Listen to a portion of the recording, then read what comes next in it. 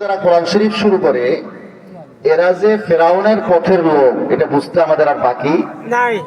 কিন্তু দেখেন কত সুন্দর চটকদার স্লোগান, কোরআন রিসার্চ ফাউন্ডেশন। কোরআন রিসার্চ ফাউন্ডেশন নাম দিয়া কোরআন মানার স্লোগান দিয়া হাদিস অস্বীকার করানো হচ্ছে, মানুষকে ঈমান হারা করা হচ্ছে। সম্পাদনা পরিষদের মধ্যে প্রফেসর ডাক্তার মোহাম্মদ মতিয়ার রহমান, আপনি বুঝিয়েন না, যে নাস্তিক ফ্যামিলির লোক, তার আপন ভাই মাওলানা মাহবুবুর রহমান খুলনা একটা মাদ্রাসার দাওরা হাদিস মাদ্রাসার মুহতামিম ছিলেন রহমতুল্লাহ আলী, তিনি ইন্তেকাল করেছেন। আর এই প্রফেসর ডাক্তার মোহাম্মদ মতিয়ার রহমান, আমি 2 দিন আগেই খুলনা থেকে আসছি। এর আগে খুলনাতে আমি এর আগেও একবার গিয়েছি, আমি দেখেছি তার বিশাল একটা ডক্টর পার্ক নামে আলিশান বিল্ডিং, সেই বিল্ডিংটা করে এখন কি করতেছে, সেখানে বসে বসে এই যে কোরআন রিসার্চ ফাউন্ডেশন খুলছে, কোরআন রিসার্চ ফাউন্ডেশনের অধীনে কোরআন মানার স্লোগান দিয়ে হাদিস অস্বীকার করার জন্য মানুষকে উদ্বুদ্ধ করতেছে, মানুষকে বেঈমান করতেছে, ঈমান হারা করতেছে। আর একজনের কথা শোনেন, এই যে দেখেন আর এক ডক্টর, দেখেন সে কি বলে। সেই মতবাদগুলি যখন আমরা কোরআন থেকে ঠিক করে নিই, সকলকে জানাই আসসালামু আলাইকুম ওয়া রাহমাতুল্লাহ। দেখেন আমাদের দেশে এক শ্রেণীর উলামায়ে আজাজিল রয়েছে, তারা আমাদেরকে এই কোরআন থেকে দূরে সরানোর জন্য মন গড়া কিছু মতবাদ শিক্ষা দিয়েছে। আর সেই মতবাদগুলি যখন আমরা কোরআন থেকে চেক করে নিই, তখন আমরা দেখতে পাই সেই মতবাদগুলি কোরআন বিরোধী। যেমন ধরুন, কবরে সওয়াল জবাব হবে, মুনকার নাকির আসবে, 3টি প্রশ্ন করবে। মনে রাখবেন, এটি ইসলামের উপরে উলামায়ে আজাজিলদের পক্ষ থেকে মিথ্যাচার ছাড়া আর কিছুই নয়। কোরআন যখন আমরা পড়ি, দেখেন উনি কি বললেন, কবরের মধ্যে ফেরেশতারা প্রশ্ন করবে, এগুলো হলো উলামায়ে আজাজিলদের পক্ষ থেকে ইসলামের উপরে এগুলো চাপিয়ে দেওয়া কতগুলো মিথ্যাচার, কোরআনের উপরে চাপিয়ে দেওয়া কতগুলো মিথ্যাচার। দেখেন আজাজিল মানে তো আপনারা বুঝেন, আজাজিল মানে শয়তান, ইবলিস, শয়তান। সে বলল যে আজাজিল এটা কিন্তু ডক্টর, আর এরপরে আরো লম্বা, যেহেতু এখানে মিউজিক আছে আমি যতটুকু জরুরি অতটুকু শোনালাম। এটা সে ভিডিও আপলোড করছে, এখানে এই ডক্টরের তেলাওয়াত দিয়েছে, কোরআন শরীফ তেলাওয়াত অনেক সুন্দর, কিন্তু ডক্টর কি বললো, ওলামায়ে আজাজিলের পক্ষ থেকে এটা একটা মিথ্যাচার করা হচ্ছে কোরআনের উপরে, ইসলামের উপরে। এখন আমরা দেখি এই কথাটা কি সে বুঝে শুনে বলতেছে কিনা। অবশ্যই বুঝে শুনে বলতেছে, এটা ডক্টর, কথা বুঝতেছেন না? ওলামায়ে আজাজিল বলতে, আজাজিল মানে শয়তান, শয়তানি মৌলবী বলতে কাদেরকে বোঝাচ্ছে?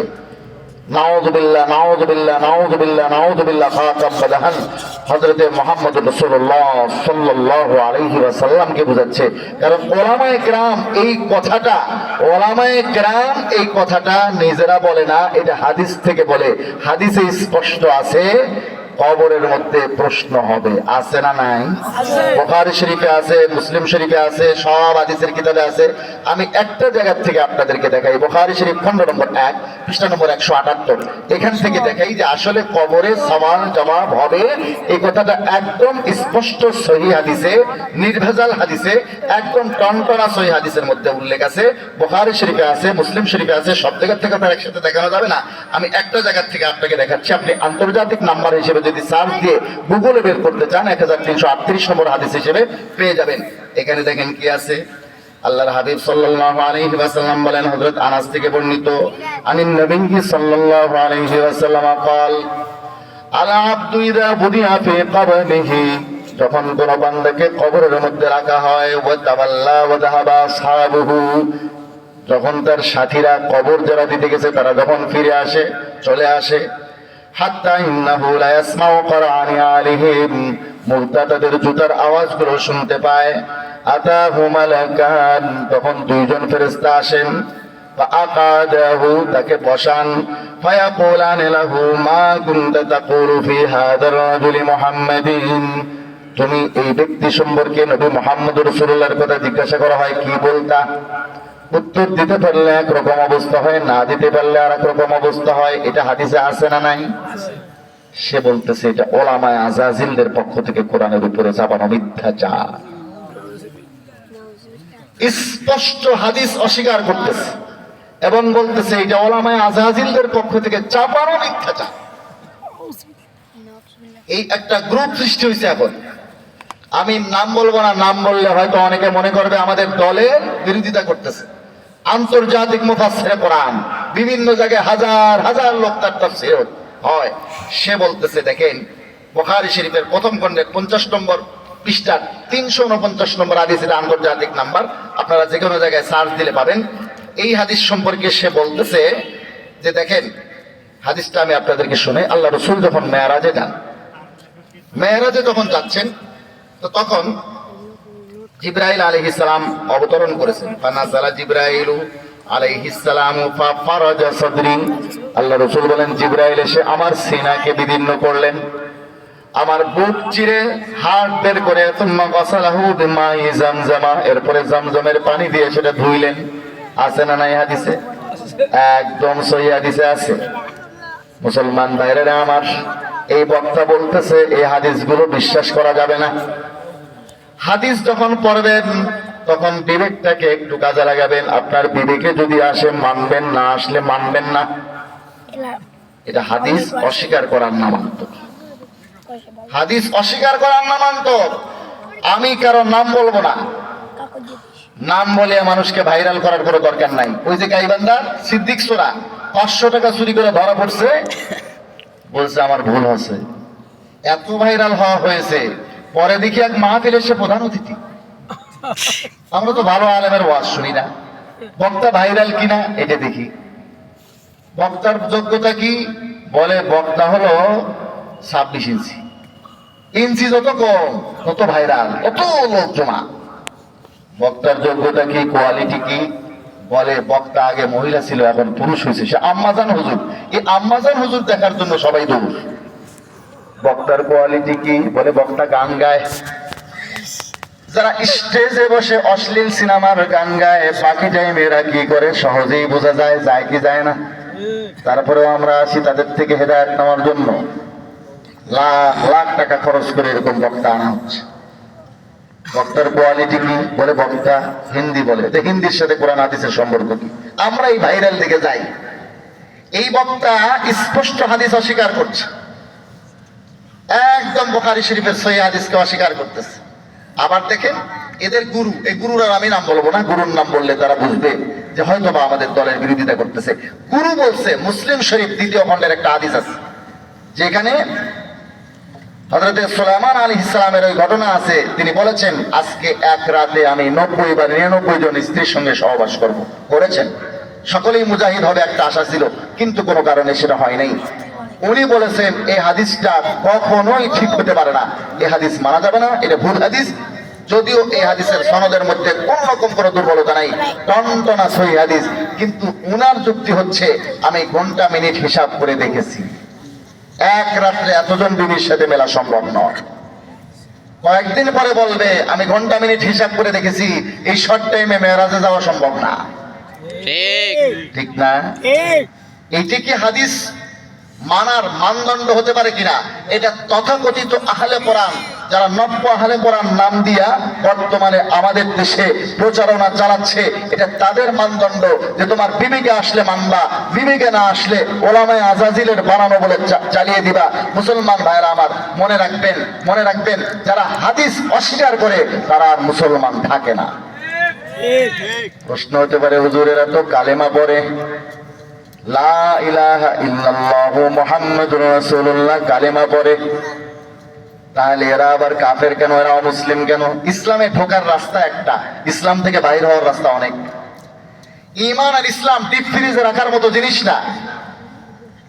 আমরা গত কোরবানির ঈদে যেই গোস্ত খেয়েছি, কিছু মানুষের ফ্রিজে দেখবেন ওই কোরবানি ঈদের গোস্ত এখনো কিন্তু অনেকের ফ্রিজে আছে। আছে না নাই? ঈমান আর ইসলাম এরকম ডিপ ফ্রিজে রাখার মতো জিনিস না। একবার আমি মুসলমান হয়েছি, ঈমান এনেছি, বাস যত কিছুই করি ঈমান আর যাবে না। মনে রাখবেন, হাদিস অস্বীকার করলে সে মুসলমান থাকে না। কারণ কি?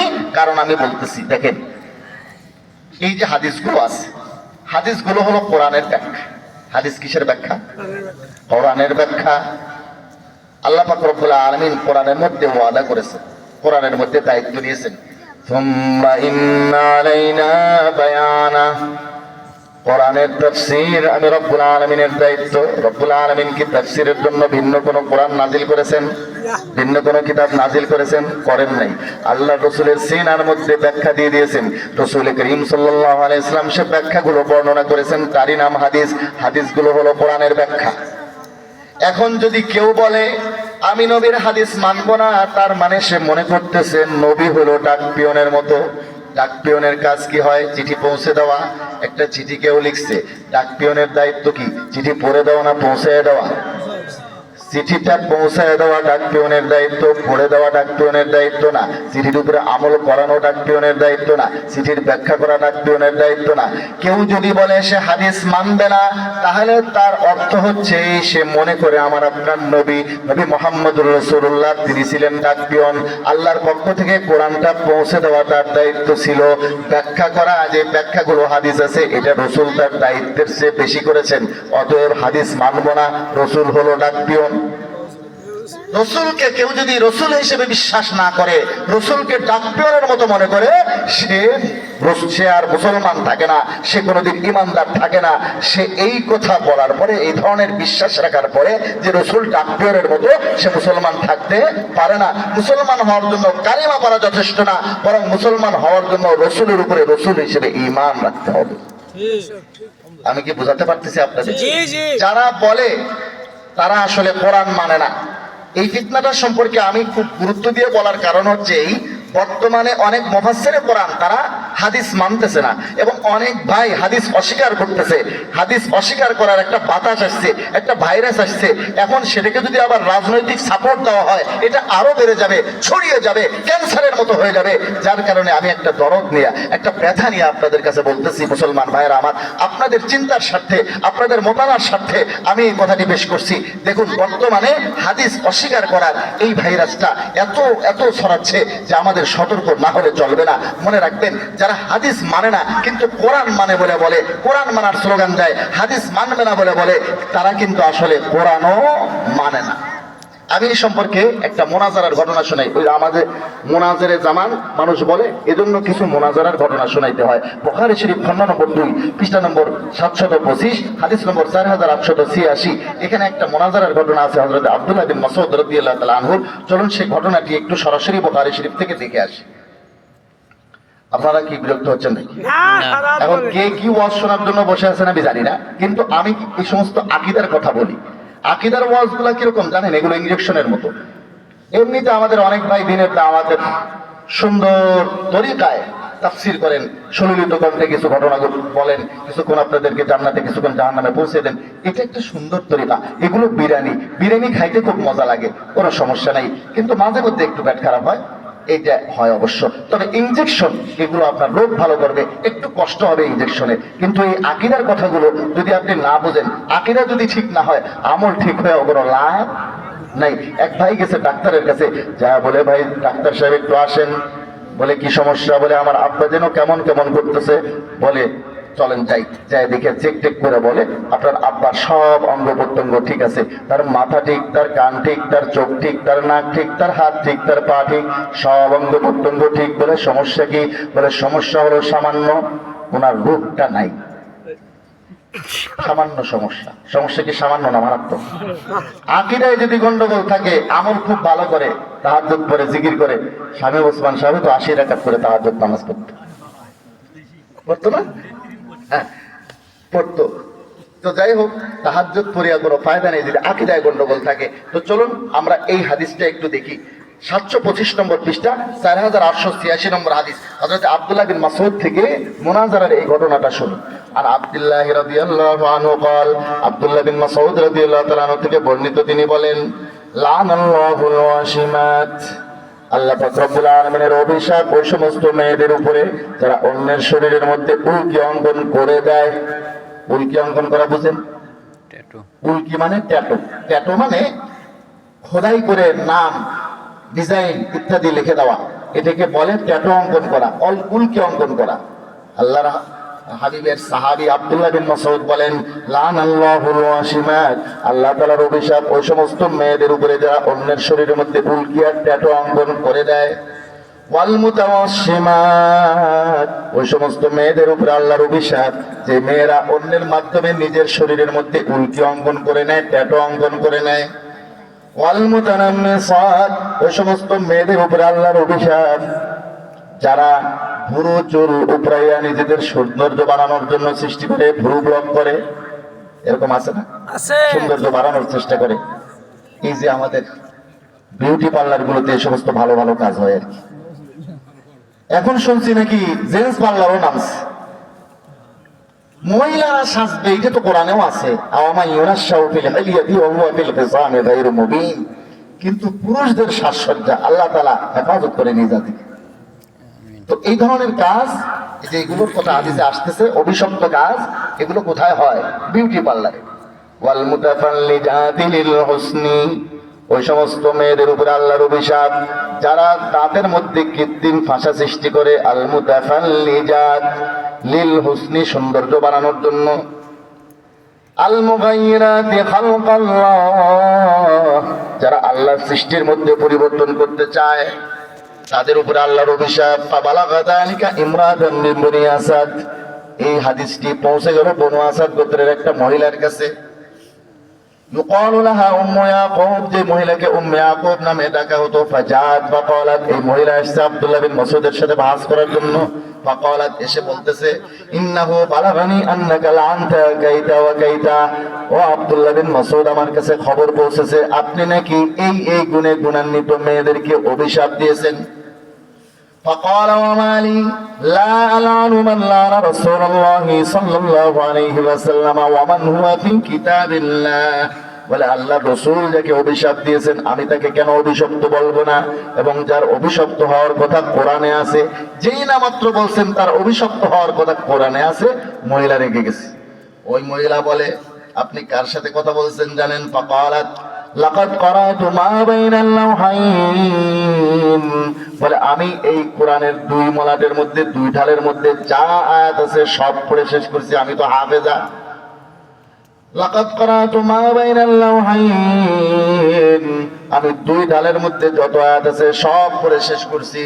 ফামা ওয়াজাদতু ফীহি মা তাকুল, আপনি যাদের কথা বললেন, যাদের অভিশপ্ত হওয়ার কথা, এটা তো আমি কোরআনের মধ্যে পাইনি। আব্দুল্লাহ বিন মাসউদ বললেন, ও ভদ্র মহিলা, তুমি যদি তোমার কথা অনুযায়ী, তোমার দাবি অনুযায়ী পুরা কোরআন পড়ে থাকো, তাহলে তো তোমার এটা অবশ্যই পেয়ে যাওয়ার কথা। আমা করাতি, তুমি কি আয়াত পড়ো নাই? ওমা আতাকুমুর রাসূলু ফাখুযুহু ওয়া মা নাহাকুম আনহু ফান্তাহু, আল্লাহর রাসূল যে বিষয়গুলো তোমাদেরকে দেন সেগুলো গ্রহণ করো। ওয়া মা নাহাকুম আনহু ফান্তাহু, যে কাজগুলো থেকে নিষেধ করেন সেগুলো পরিহার করো। এই আয়াত পড়ো নাই? ক্বালাত বালা, ভদ্র মহিলা বলে, হ্যাঁ এই আয়াত তো আছে। ক্বালা ফাইন্নাহু ক্বাদ নাহা আনহু, আব্দুল্লাহ বিন মাসউদ বললেন, আল্লাহর রাসূল এই কাজগুলোর থেকে নিষেধ করেছেন, যারা করে তাদেরকে অভিশপ্ত বলেছেন। আল্লাহর রাসূল বলা মানি, আল্লাহ বলা গুফতায়ে আল্লাহ বুদ, করছে আজহুল কওমে আবদুল্লাহ বুদ, মুহাম্মদ হারগিজ না গুফতা তানা গুফতা জিবরাইল, জিবরাইলের সামনে গুফতা তানা গুফতা কিরদেগার। মুহাম্মদ রাসূলুল্লাহ বলা মানে আল্লাহ বলা, কারণ যতক্ষণ জিবরাইল বলেন নাই, মুহাম্মদুর রাসূলুল্লাহ বলেননি, যতক্ষণ আল্লাহ বলেননি, জিবরাইল বলেননি, কাজেই মুহাম্মদুর রাসূলুল্লাহ বলা মানে আল্লাহ বলা। হাদিস অস্বীকার করা মানে কোরআনও অস্বীকার করা, কারণ হাদিস কোরআনের মধ্যে আছে হাদিস মানার কথা। এখন যদি কেউ কোরআন মানলো, হাদিস মানলো না, তাহলে সে কি আসলে কোরআন মানলো? কোরআনের মধ্যে বলা হয়েছে হাদিস মানার কথা, এখন সে হাদিস মানলো না, তাহলে কোরআন মানলো? মানলো না। মুসলমান ভাইরা আমার, এরা নব্য আহলে কোরআন বিভিন্ন জায়গায় আসছে, এদের কথা হলো তারা কোরআন শরীফের মধ্যে নামাজ খুঁজে পেয়েছে 2 ওয়াক্ত, এদের মধ্যে 2 গ্রুপ। আর এক গ্রুপ বলে না, নামাজ খুঁজে পেয়েছে 3 ওয়াক্ত। কত খুঁজে পেয়েছে? 2 ওয়াক্ত। আর এক গ্রুপ বলে 3 ওয়াক্ত। নামাজ সব আবার 2 রাকাত। এই নামাজ কি মুহাম্মদ রাসূলুল্লাহর সাথে মিল আছে? আবার নামাজের অবস্থা কি? তাদের তাকবীর হলো আল্লাহু আকবার, আল্লাহু আকবার, আকিমুস সালাহ, লা ইলাহা ইল্লাল্লাহ। কোরআন শরীফের মধ্যে শব্দ যেগুলো আছে এগুলো ছাড়া তারা ইকামত দেবে না। পূর্ণ ইকামত তো কোথায় আছে? হাদিসে আছে। হাদিস তো ওরা মানে না। বৈঠকের মধ্যে দরুদ শরীফ আর তাহিয়াত এগুলো কিচ্ছু পড়ে না। কি বলে সুবহান রাব্বিকা রাব্বিল ইজ্জাতি আম্মা ইয়াসিফুন ওয়া সালামুন আলাল মুরসালিন আলহামদুলিল্লাহি রাব্বিল আলামিন। আসসালামু আলাইকুম ওয়া রাহমাতুল্লাহ, আসসালামু আলাইকুম ওয়া রাহমাতুল্লাহ। এরকম নামাজ পড়তেছে। এই নামাজ কি মুহাম্মদ রাসূলুল্লাহর নামাজের সাথে মিল আছে? এই নব্য আহলে কোরআন যেটা আসতেছে কোরআন মানার স্লোগান দিয়া হাদিস অস্বীকার করতেছে, এরা কিন্তু মুসলমান না। যারা কোরআন মানার স্লোগান দেবে কিন্তু হাদিসকে অস্বীকার করবে, হাদিসকে অস্বীকার করলে কোনো মানুষ হাদিস আমল করার হয়তো বা কারো সমস্যা হতে পারে দুর্বলতার কারণে, এটা আমাদের দুর্বলতা, কিন্তু হাদিস মানবে না, হাদিস অস্বীকার করবে, তখন আর ঈমান থাকবে না। এই গ্রুপটা আমাদের দেশে মাথাচাড়া দেওয়ার পিছনে তাই হলো তথাকথিত লামাযহাবী শায়েখরা। এই লামাযহাবী শায়েখরা এই গ্রুপটা আমাদের দেশে নতুন করে আবার যে মাথাচাড়া দিয়েছে এর জন্য দায়ী। কারণ রাস্তাঘাটে পথে ঘাটে সবসময় ফেসবুকে ইন্টারনেটে সব জায়গাতে জাল যায়েব জাল যায়েব জাল যায়েব জাল যায়েব যেভাবে তারা বলে, পাবলিকের আস্থাই উঠে গেছে এখন হাদিস থেকে। তারা বলতেছে হাদিসের মধ্যে যখন এত ভেজাল যে হাদিসই মানবো না, আমরা মানবো কোরআন। মুসলমান ভাইরা আমার, এক বাপ আর বেটা বলে গাধা বিক্রি করতে গেছে। আগে তো গাধা ছিল যানবাহন, এখন যে কার মাইক্রোতে চলি আমরা, আগে ছিল গাধা ঘোড়া খচ্চর, এগুলোতে মানুষ চলাফেরা করত। তো বাপ বেটা মিলে বিক্রি করতে গেছে গাধা। তো দুইজন গাধা নিয়ে যাচ্ছে হাঁটাইয়া, যাইতে যাইতে একটা গ্রাম পাইছে। আরবি একটা বই থেকে আমি পড়েছি ঘটনা এটা। এই গ্রামের লোকজন দেখে সমালোচনা শুরু করছে, দেখছো কত বোকা, একটা সুন্দর বাহন থাকতে গাধা থাকতে এরা বাপ বেটা কত বোকা, এরা পায়ে হেঁটে যাচ্ছে। চিন্তা করলো তাইলে এক কাজ করি। বাপ বলতেছে আমি চড়ি, বেটা তুমি হাঁট। কত দূর যাওয়ার পরে আর একটা গ্রাম পেয়েছে। এরা এখন সমালোচনা করা শুরু করেছে, দেখছো কত বড় স্বার্থপর বাপ, ছোট্ট ছেলেটাকে হাঁটাই নিচ্ছে, নিজে গাদার উপরে বসে আছে। বাপ বললো বেটা তুমি চড়ো, আমার সমালোচনা হচ্ছে, আমার এগুলো আর সহ্য হচ্ছে না, তুমি চড়ো। এবারে বেটা চড়ছে, বাপ হাঁটে। কত দূর যাওয়ার পরে যখন একটা গ্রাম পেয়েছে, গ্রামের লোকজন সমালোচনা শুরু করেছে, কত বড় বেয়াদব বেটা, নিজে গাধার উপরে চড়ে আছে আর পুরা বাপটারে হাঁটায় নিচ্ছে। কিছু দূর যাওয়ার পরে এরা এখন চিন্তা করলো সব সুরতেই তো এসকাল, তাই একটা কাজ করি, বাপ বেটা এখন দুইজন চড়ি, বাপও চড়ছে বেটাও চড়ছে। যাইতে যাইতে আর এক গ্রাম যখন আসছে, এরা এখন বলা শুরু করছে কত বড় জালেম, হাসিনাও তো এত বড় জালেম ছিল না, কত বড় জালেম, দুইজন মিলে চলছে একটা ছোট্ট গাদা, একজন চললেও হয়, দুইজন মিলে একটা গাদার উপরে চললে হয় নাকি। এবারে এরা চিন্তা করছে হায় রে, সব সুরতে এসকাল, একটা সুরত বাকি আছে, এইটা হলো গাদাকে নিজের কাঁধে নেওয়া। না সুরেও দেখলাম, বাপ সুরেও দেখলাম, বেটা সুরেও দেখলাম, দুইজন সুরেও দেখলাম এসকাল। এবারে গাদাকে কাঁধের উপরে নেই, বাপ বেটা মিলে গাদারে কাঁধের উপরে নিয়ে চলতেছে। যাইতে যাইতে যখন একটা গ্রাম পেয়েছে, এরা বলতেছে দেখো দেখো হেমারুন ফাওকা হেমারাইনি, একটা গাদা দুই গাদার উপরে চড়ছে। আগে দেখছি মানুষ চড়ে গাদার পিঠে, এখন দেখতেছি গাদা চড়ছে মানুষের পিঠে, এক গাদা দুই গাদার পিঠে চড়ছে। হেমারুন ফাওকা হেমারাইন, এক গাদা চড়ছে দুই গাদার উপরে। বাপ বেটা চিন্তা করলো হায় রে কপাল, একটা গাদা নিয়ে এত জ্বালা, গাদার উপরে না চললেও বিপদ, চললেও বিপদ, একজন চললেও বিপদ, দুইজন চললেও বিপদ, বাপ চললেও বিপদ, বেটা চললেও বিপদ, গাদারে কাঁধে নিলেও বিপদ। যা গাদাই ছেড়ে দিই, গাদারে ছেড়ে দিয়ে এবার হাঁটে পায়ে হাঁটা চলা শুরু করছে। গাদাও বিক্রি করা হলো না, গাদা বাড়িতেও আনা হলো না, গাদা রাস্তায় ছেড়ে দিয়েছে। মুসলমান ভাইরা আমার, লামাযহাবী শায়েখরা জাল যায়েব জাল যায়েব জাল যায়েব স্লোগান দিতে দিতে এমন একটা অবস্থা করছে, মানুষ এখন চিন্তা করছে হাদিসের মধ্যে যখন এত গাজাল, আমরা হাদিসে মানবো না, চলো যাই কোরআন মানি। কাজে আমাদের দেশে এই যে মানুষ ঈমান হারা হচ্ছে, হাদিস অস্বীকার করে এখন কোরআন মানার স্লোগান দিয়া নব্য আহলে কোরআন হচ্ছে, অমুসলিম হচ্ছে, এর জন্য সম্পূর্ণ দায়ী আমাদের দেশের লামাযহাবী শায়েখরা। আল্লাহ তাআলা তাদেরকে হেদায়েত করেন। আমিন। দেখেন এরা আবার সহি জালের মানদণ্ড কি, ওরা যেটা মানে এটা হলো সহি, জাল হলো সহি, আর আমরা যেটা করি এটা সহি হলো জাল। শেখ সাদী রহমতুল্লাহ আলাইহি তো শিক্ষা সফরে ঘুরতেন, শিক্ষা সফরে যাইতে যেতে উনি ওনার এক দোস্তের বাড়িতে গেছে, যা দেখে ওনার দোস্ত ছাগলের চোখে দিছে সবুজ রঙের চশমা। বলে দোস্ত কাজার পাওনি, ছাগলের চোখে কি কেউ চশমা দেয়? বলে দোস্ত অনাবৃষ্টির কারণে ঘাস সব শুকিয়ে গেছে, ছাগলে আর খায় না, এর হাড্ডির মগজ শুদ্ধ শুকায়া যায়। এজন্য আমি অভিনব পন্থা আবিষ্কার করেছি, ছাগলের চোখে সবুজ রঙের চশমা দিয়ে দিয়েছি, সব শুকনো গাছগুলো তাজা গাছ মনে করে খাচ্ছে, রীতিমতো হৃষ্টপুষ্ট হচ্ছে, মোটা তাজা হচ্ছে।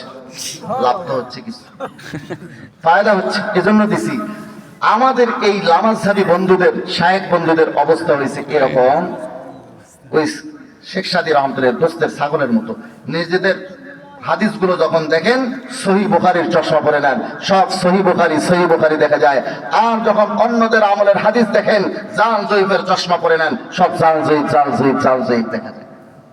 মুসলমান ভাইরা আমার, আমি সিরাতুল মুস্তাকিমের ব্যাখ্যায় ছিলাম, এর একটা ব্যাখ্যায় একটা হাদিস শরীফ পড়েছি। সেই হাদিস শরীফ দিয়ে যে কোরআনের ব্যাখ্যা করা যাবে, এটা এতক্ষণে প্রমাণ করলাম যে হাদিসগুলো কোরআনের ব্যাখ্যা। তো সিরাতুল মুস্তাকিমের ব্যাখ্যা আমি একটা হাদিস শরীফ পড়েছি, তিরমিজি শরীফের নাম শুনছেন না? তিরমিজি শরীফ অনেকে হয়তো দেখেন নাই, অনেকে দেখেছেন, অনেকে পড়েছেন। এটা হলো সুনানুত তিরমিজি, অরিজিনাল কিতাব। আর আমাদের আর কিছু ভাই আছে, দেখবেন হাদিসের স্লোগান দেবে, হাদিসের কিতাব যখন দেখাইতে বলবেন দেখাবে কতগুলো বাংলা বই, হাদিসের কোনো কিতাব দেখাইতে পারে না। তো একজন বুজুর্গ, যাই হোক, ওখানে ঘটনা শোনাইতে গেলে দেরি হয়ে যাবে, আমি সিরাতুল মুস্তাকিমের ব্যাখ্যাটা হাদিস থেকে দেখাই দিই। عن عبد الله بن عمرو رضي الله تعالى عنهما قال, আব্দুল্লাহ বিন আমর রাদিয়াল্লাহু তাআলা আনহু থেকে বর্ণিত, তিনি বলেন, قال رسول الله صلى الله عليه وسلم, আল্লাহর হাবিব সাল্লাল্লাহু আলাইহি ওয়াসাল্লাম ইরশাদ করেন, وان بني اسرائيل تفرقت على 72 মিল্লাহ, বনি ইসরাইল থেকে ইহুদি আর খ্রিস্টানরা বিভক্ত হয়ে পড়েছিল 72 দলে। وتفترق امتي على 73 মিল্লাহ, আর আমার এই উম্মত বিভক্ত হবে 73 দলে। এই উম্মত কয় দলে বিভক্ত হবে জোরে বলেন? 73। হ্যাঁ, 73। একদম 73 দল। আমাদের অনেক ভাই বলেন, হুজুর এই যে দেখেন রমজান মাস আসবে, একদল বলে 8 রাকাত তারাবি, একজন বলে 20 রাকাত তারাবি, আছে না নাই? আছে। কেউ বলে মিলাদ কিয়াম করো, কেউ বলে না করিও না, কেউ বলে নবী নূরের তৈরি, কেউ বলে না মাটির তৈরি, কেউ বলে হাত বাঁধো বুকের উপরে, কেউ বলে না নাভির নিচে, কেউ বলে আমিন বলো জোরসে, যত জোরে পারো, আর কেউ বলে না আমিন বলো আস্তে, আছে না নাই? অনেক ভাইয়েরা বলেন, হুজুর এক এক রকম কথা বলে, আমাদের মাথা ঘুরায়। দুই হুজুর দুই রকম কথা বলে, আমরা সাধারণ পাবলিক যাব কোন দিকে? আমরা তো কিছু বুঝি না, দিশা পাই না। মুসলমান ভাইরা আমার, আল্লাহর হাবিব বলেন এই উম্মতের মধ্যে দল হবে 73টা। কয়টা দল হবে? 73টা। যখন দল হবে, কথা হবে একরকম না 73 রকম? 73 রকম কথা হবে। কেবলমাত্র 2-3 রকম কথা সামনে আসছে, আমাদের মাথা ঘুরায়। আল্লাহর হাবিব বলেন দল হবে 73টা, কথা হবে 73 রকম। কিন্তু ঘাবড়াইলে হবে না। এখানে 73 জন মুরব্বী থাকলে আপনি সবাইকে আব্বা ডাকেন না নিজের পিতাকে? নিজের পিতাকে। 73 জন ছেলে থাকলে সবাইকে নিজের সন্তান বলে স্বীকৃতি দেন না নিজের ছেলেকে? মুসলমান ভাইরা আমার, আল্লাহর হাবিব বলেন 73 দল হলে হবে কি? আমি মুহাম্মদুর রাসূলুল্লাহ, তোমাদের হাদি, তোমাদের রাহবার, তোমাদের পথ প্রদর্শক, আমি তোমাদেরকে দিক নির্দেশনা দিয়ে যাচ্ছি। 73 দল নয়, 73 শত দল আসলেও তোমরা যদি আমার দিক নির্দেশনা মানো, আমার যদি মানদণ্ড বুঝতে পারো, হৃদয়ঙ্গম করতে পারো, কখনো তোমরা পথভ্রষ্ট হবে না। আল্লাহর হাবিব বলেন কুল্লুহুম ফিন্নারি ইল্লা মিল্লাতা ওয়াহিদা, 73 দলের মধ্যে একটা দল ছাড়া বাকি সবাই যাবে জাহান্নামে। জাহান্নামে যাবে কয় দল? 72 দল। জান্নাতে যাবে কয়টা দল? ওই জাহান্নামী দলের পিছনে ঘুরিয়া কোনো লাভ নাই। সাহাবায়ে কেরাম প্রশ্ন করলেন, ক্বালু মান হিয়া ইয়া রাসূলুল্লাহ, ওই একটা মাত্র জান্নাতি দল কারা? তাদের পরিচয়টা আমাদেরকে একটু বলে দেবেন। আল্লাহর হাবিব সাল্লাল্লাহু আলাইহি ওয়াসাল্লাম উত্তর দিলেন, ক্বালা মা আনা আলাইহি ওয়া আসহাবি, আমি নবী যে আদর্শের উপরে চলি, আমার সাহাবায়ে কেরাম যে আদর্শের উপরে চলেন, এর উপরে যারা চলবে তারা একমাত্র নাজাতপ্রাপ্ত দল। এর উপরে যারা চলবে না তারা বাতিল, তারা 72 দলের অন্তর্ভুক্ত। বুঝে থাকলে বলবেন কারা একমাত্র নাজাতপ্রাপ্ত দল? যারা নবীর তরিকা আর সাহাবায়ে কেরামের তরিকার উপরে চলবে তারা। মা আনা আলাইহি থেকে আহলুস সুন্নাহ ওয়া আসহাবের থেকে ওয়াল জামাআহ, সাহাবায়ে কেরামের জামাত, আহলুস সুন্নাহ ওয়াল জামাআহ, এখান থেকে এই নামটা নেওয়া হয়েছে। মুসলমান ভাইরা আমার, এই নামটা যদি আরো পরিষ্কার দেখতে চান, তাফসীরে দুররে মনসুর, তাফসীর বিল রিওয়ায়ার অন্যতম কিতাব, তার 2 নম্বর খণ্ডের 291 নম্বর পৃষ্ঠা, সূরা আলে ইমরানের 106 নম্বর আয়াতের ব্যাখ্যায় এই উম্মতের সবচেয়ে বড় মুফাসসির কি নাম? এই উম্মতের সবচেয়ে বড় মুফাসসিরের নাম কি? আব্দুল্লাহ ইবনে আব্বাস। খেলোয়াড়দের নাম মুখস্থ রাখা ভালো, বেশি দরকার নাকি এই সমস্ত জরুরি কথা? এইসব আমাদের নিজেদের পূর্বপুরুষদের খবর রাখি না, আমরা খেলোয়াড়দের পারফরমেন্স সম্পর্কে জানি। অমুক দলের খেলোয়াড়কে ওই কি করলো, নায়ক নায়িকা খেলোয়াড়, এদের খোঁজ খবর নিতে আজকে যুব সমাজ ব্যস্ত। মুসলমান ভাইরা আমার, আমাদের পূর্বপুরুষদের খবর আমাদের নাই। এই উম্মতের সবচেয়ে বড় মুফাসসিরের নাম আব্দুল্লাহ ইবনে আব্বাস রাদিয়াল্লাহু তাআলা আনহুমা, রাইসুল মুফাসসিরিন বলা হতো তাকে। তার থেকে ব্যাখ্যা আসছে এখানে, ইয়াউমা তাবিয়াদু বুজুহু ওয়া তাসওয়াদু বুজুহ, কিয়ামতের দিন কিছু চেহারা হবে সাদা সুশ্রী সুন্দর, তারা হবে জান্নাতি। ওয়া তাসওয়াদু বুজুহ, কিছু চেহারা হবে কালো কুৎসিত কুশ্রী, তারা হবে জাহান্নামী। কাদের চেহারা সাদা সুশ্রী হবে, জান্নাতি কারা হবে, তার ব্যাখ্যায় আব্দুল্লাহ ইবনে আব্বাস রাইসুল মুফাসসিরিন থেকে বর্ণিত আছে। আন ইবনে আব্বাস ফি হাযিহিল আয়াতি ক্বালা, ইবনে আব্বাস রাদিয়াল্লাহু তাআলা আনহুমা থেকে বর্ণিত এই আয়াতের ব্যাখ্যায় তিনি বলেন, তাবিয়াতু বুজুহু আহলি সুন্নাতি ওয়াল জামাআহ, যারা আহলে সুন্নাত ওয়াল জামাআত তাদের চেহারা সাদা সুশ্রী সুন্দর হবে, জ্যোতির্ময় আলোকোজ্জ্বল হবে, তারা হবে জান্নাতি। তাহলে যারা আহলে সুন্নাত ওয়াল জামাত তাদের চেহারা কি হবে? সাদা হবে, সুশ্রী হবে, তারা হবে জান্নাতি। আমাদের দেশে আবার কিছু বেদাতি আছে, তারা নিজেদের নাম রাখছে আহলে সুন্নাত। আছে না নাই? এক মাহফিলে আমি গেছি, আমার লোকজন বলে হুজুর এই লোকের নাম লাল মিয়া। আমি তাকায় দেখি পুরা চেহারার মধ্যে লাল সাদা বলতে কোনো রং নাই, একদম কালা মিসমিসে কালা, তার চেহারাও বোঝা যায় না, লাইট দিয়েও টের পাওয়া যায় না, তার চেহারার মধ্যে ভালো করে তাকাইলেও বোঝা যায় না তার চেহারা কোনটা, নাক কোনটা, গাল কোনটা। মুসলমান ভাইরা আমার, তারপরেও তার নাম দেওয়া হয়েছে লাল মিয়া। এরকম লাল মিয়া আমাদের দেশে আছে না নাই? আহলুস সুন্নাহ ওয়াল জামাআহ এটা লাল মিয়া, কালা মিয়া, ধলা মিয়া, জান মিয়ার মতো নাম না, এটা বৈশিষ্ট্যগত নাম। যাদের মধ্যে রাসূলের সুন্নাহ সাহাবায়ে কেরামের আদর্শ থাকবে তারাই আহলে সুন্নাত। আর যারা বেদাতি তারা আহলুস সুন্নাহ নাম রাখলেও আহলে সুন্নাত নয়। কেন? কারণ ইবনে আব্বাসের কথা এটা শেষ হয়নি, তারপরেও আছে। এক লোক বলে মুরিদ হয়েছে এক পীর সাহেবের কাছে, তো পীর সাহেব বলছে তোমরা যদি কোনো স্বপ্ন দেখো তাহলে আমারে বলবা। এখন এক মুরিদে স্বপ্ন দেখছে, স্বপ্ন দেখে বলে পীর সাহেব হুজুর আমি একটা স্বপ্ন দেখছি। বলে ভালো না খারাপ? ভালো না খারাপ এটা তো আপনি বলতে পারবেন, আমি স্বপ্ন দেখার মালিক, স্বপ্ন দেখছি, স্বপ্ন শোনাই। বলে ঠিক আছে শোনাও। তো বলে কি দেখছো স্বপ্নে? বলে স্বপ্নে দেখি হুজুর আমার আঙ্গুলের মধ্যে পায়খানা আর আপনার আঙ্গুলের মধ্যে মধু।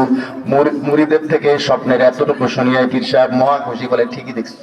তাবিজ শুরু করে দিছে, তুমি বেটা দুনিয়া কামানোর ফিকিরে থাকো, তুমি দুনিয়াদার, ব্যবসা বাণিজ্য, টাকা পয়সা, এই মাল টাল কামানোর ধান্দায় থাকো, তো তোমার আঙ্গুলের মধ্যে পায়খানা থাকবে না কি থাকবে? আর আমি শায়েক, আমি মুর্শেদ, আমার আঙ্গুলের মধ্যে মধু থাকবে না কি থাকবে? বলে শায়েক আমার স্বপ্ন তো এখনো শেষ হয়নি। বলে আরো খানিকটা বাকি আছে। বলে হ্যাঁ। বলে এবারে বাকিটা বলো। বলে শায়েক এরপরে দেখি আপনি আমার আঙ্গুল চাটেন আর আমি আপনার আঙ্গুল চাটি। মহাখাবা কোথার থেকে ফালতু স্বপ্ন নিয়েছে, এরকম আজে বাজে স্বপ্ন কেউ দেখে নাকি? এ সমস্ত হুজুর আপনিই না বললেন যে স্বপ্ন ঠিক আছে? স্বপ্ন বলে আমি ঠিকই দেখছি। অর্ধেক স্বপ্ন শুনে তাবির শুরু করে দিয়েছেন।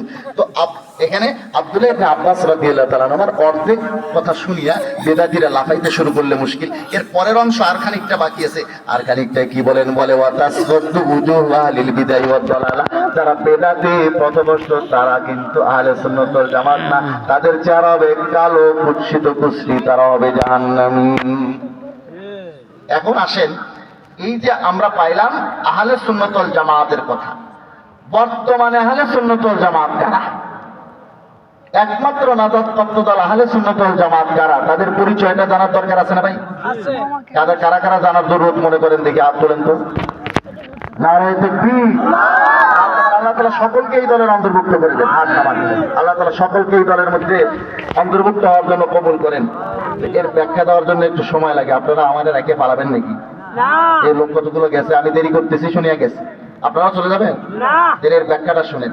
এই লোকগুলোকে চেনানোর জন্য, একমাত্র নাজাতপ্রাপ্ত দল চেনানোর জন্য, সিরাতুল মুস্তাকিম চেনানোর জন্য এই আক্কেলপুর ওলামা পরিষদ আপনাদের জন্য এই আয়োজন করেছেন।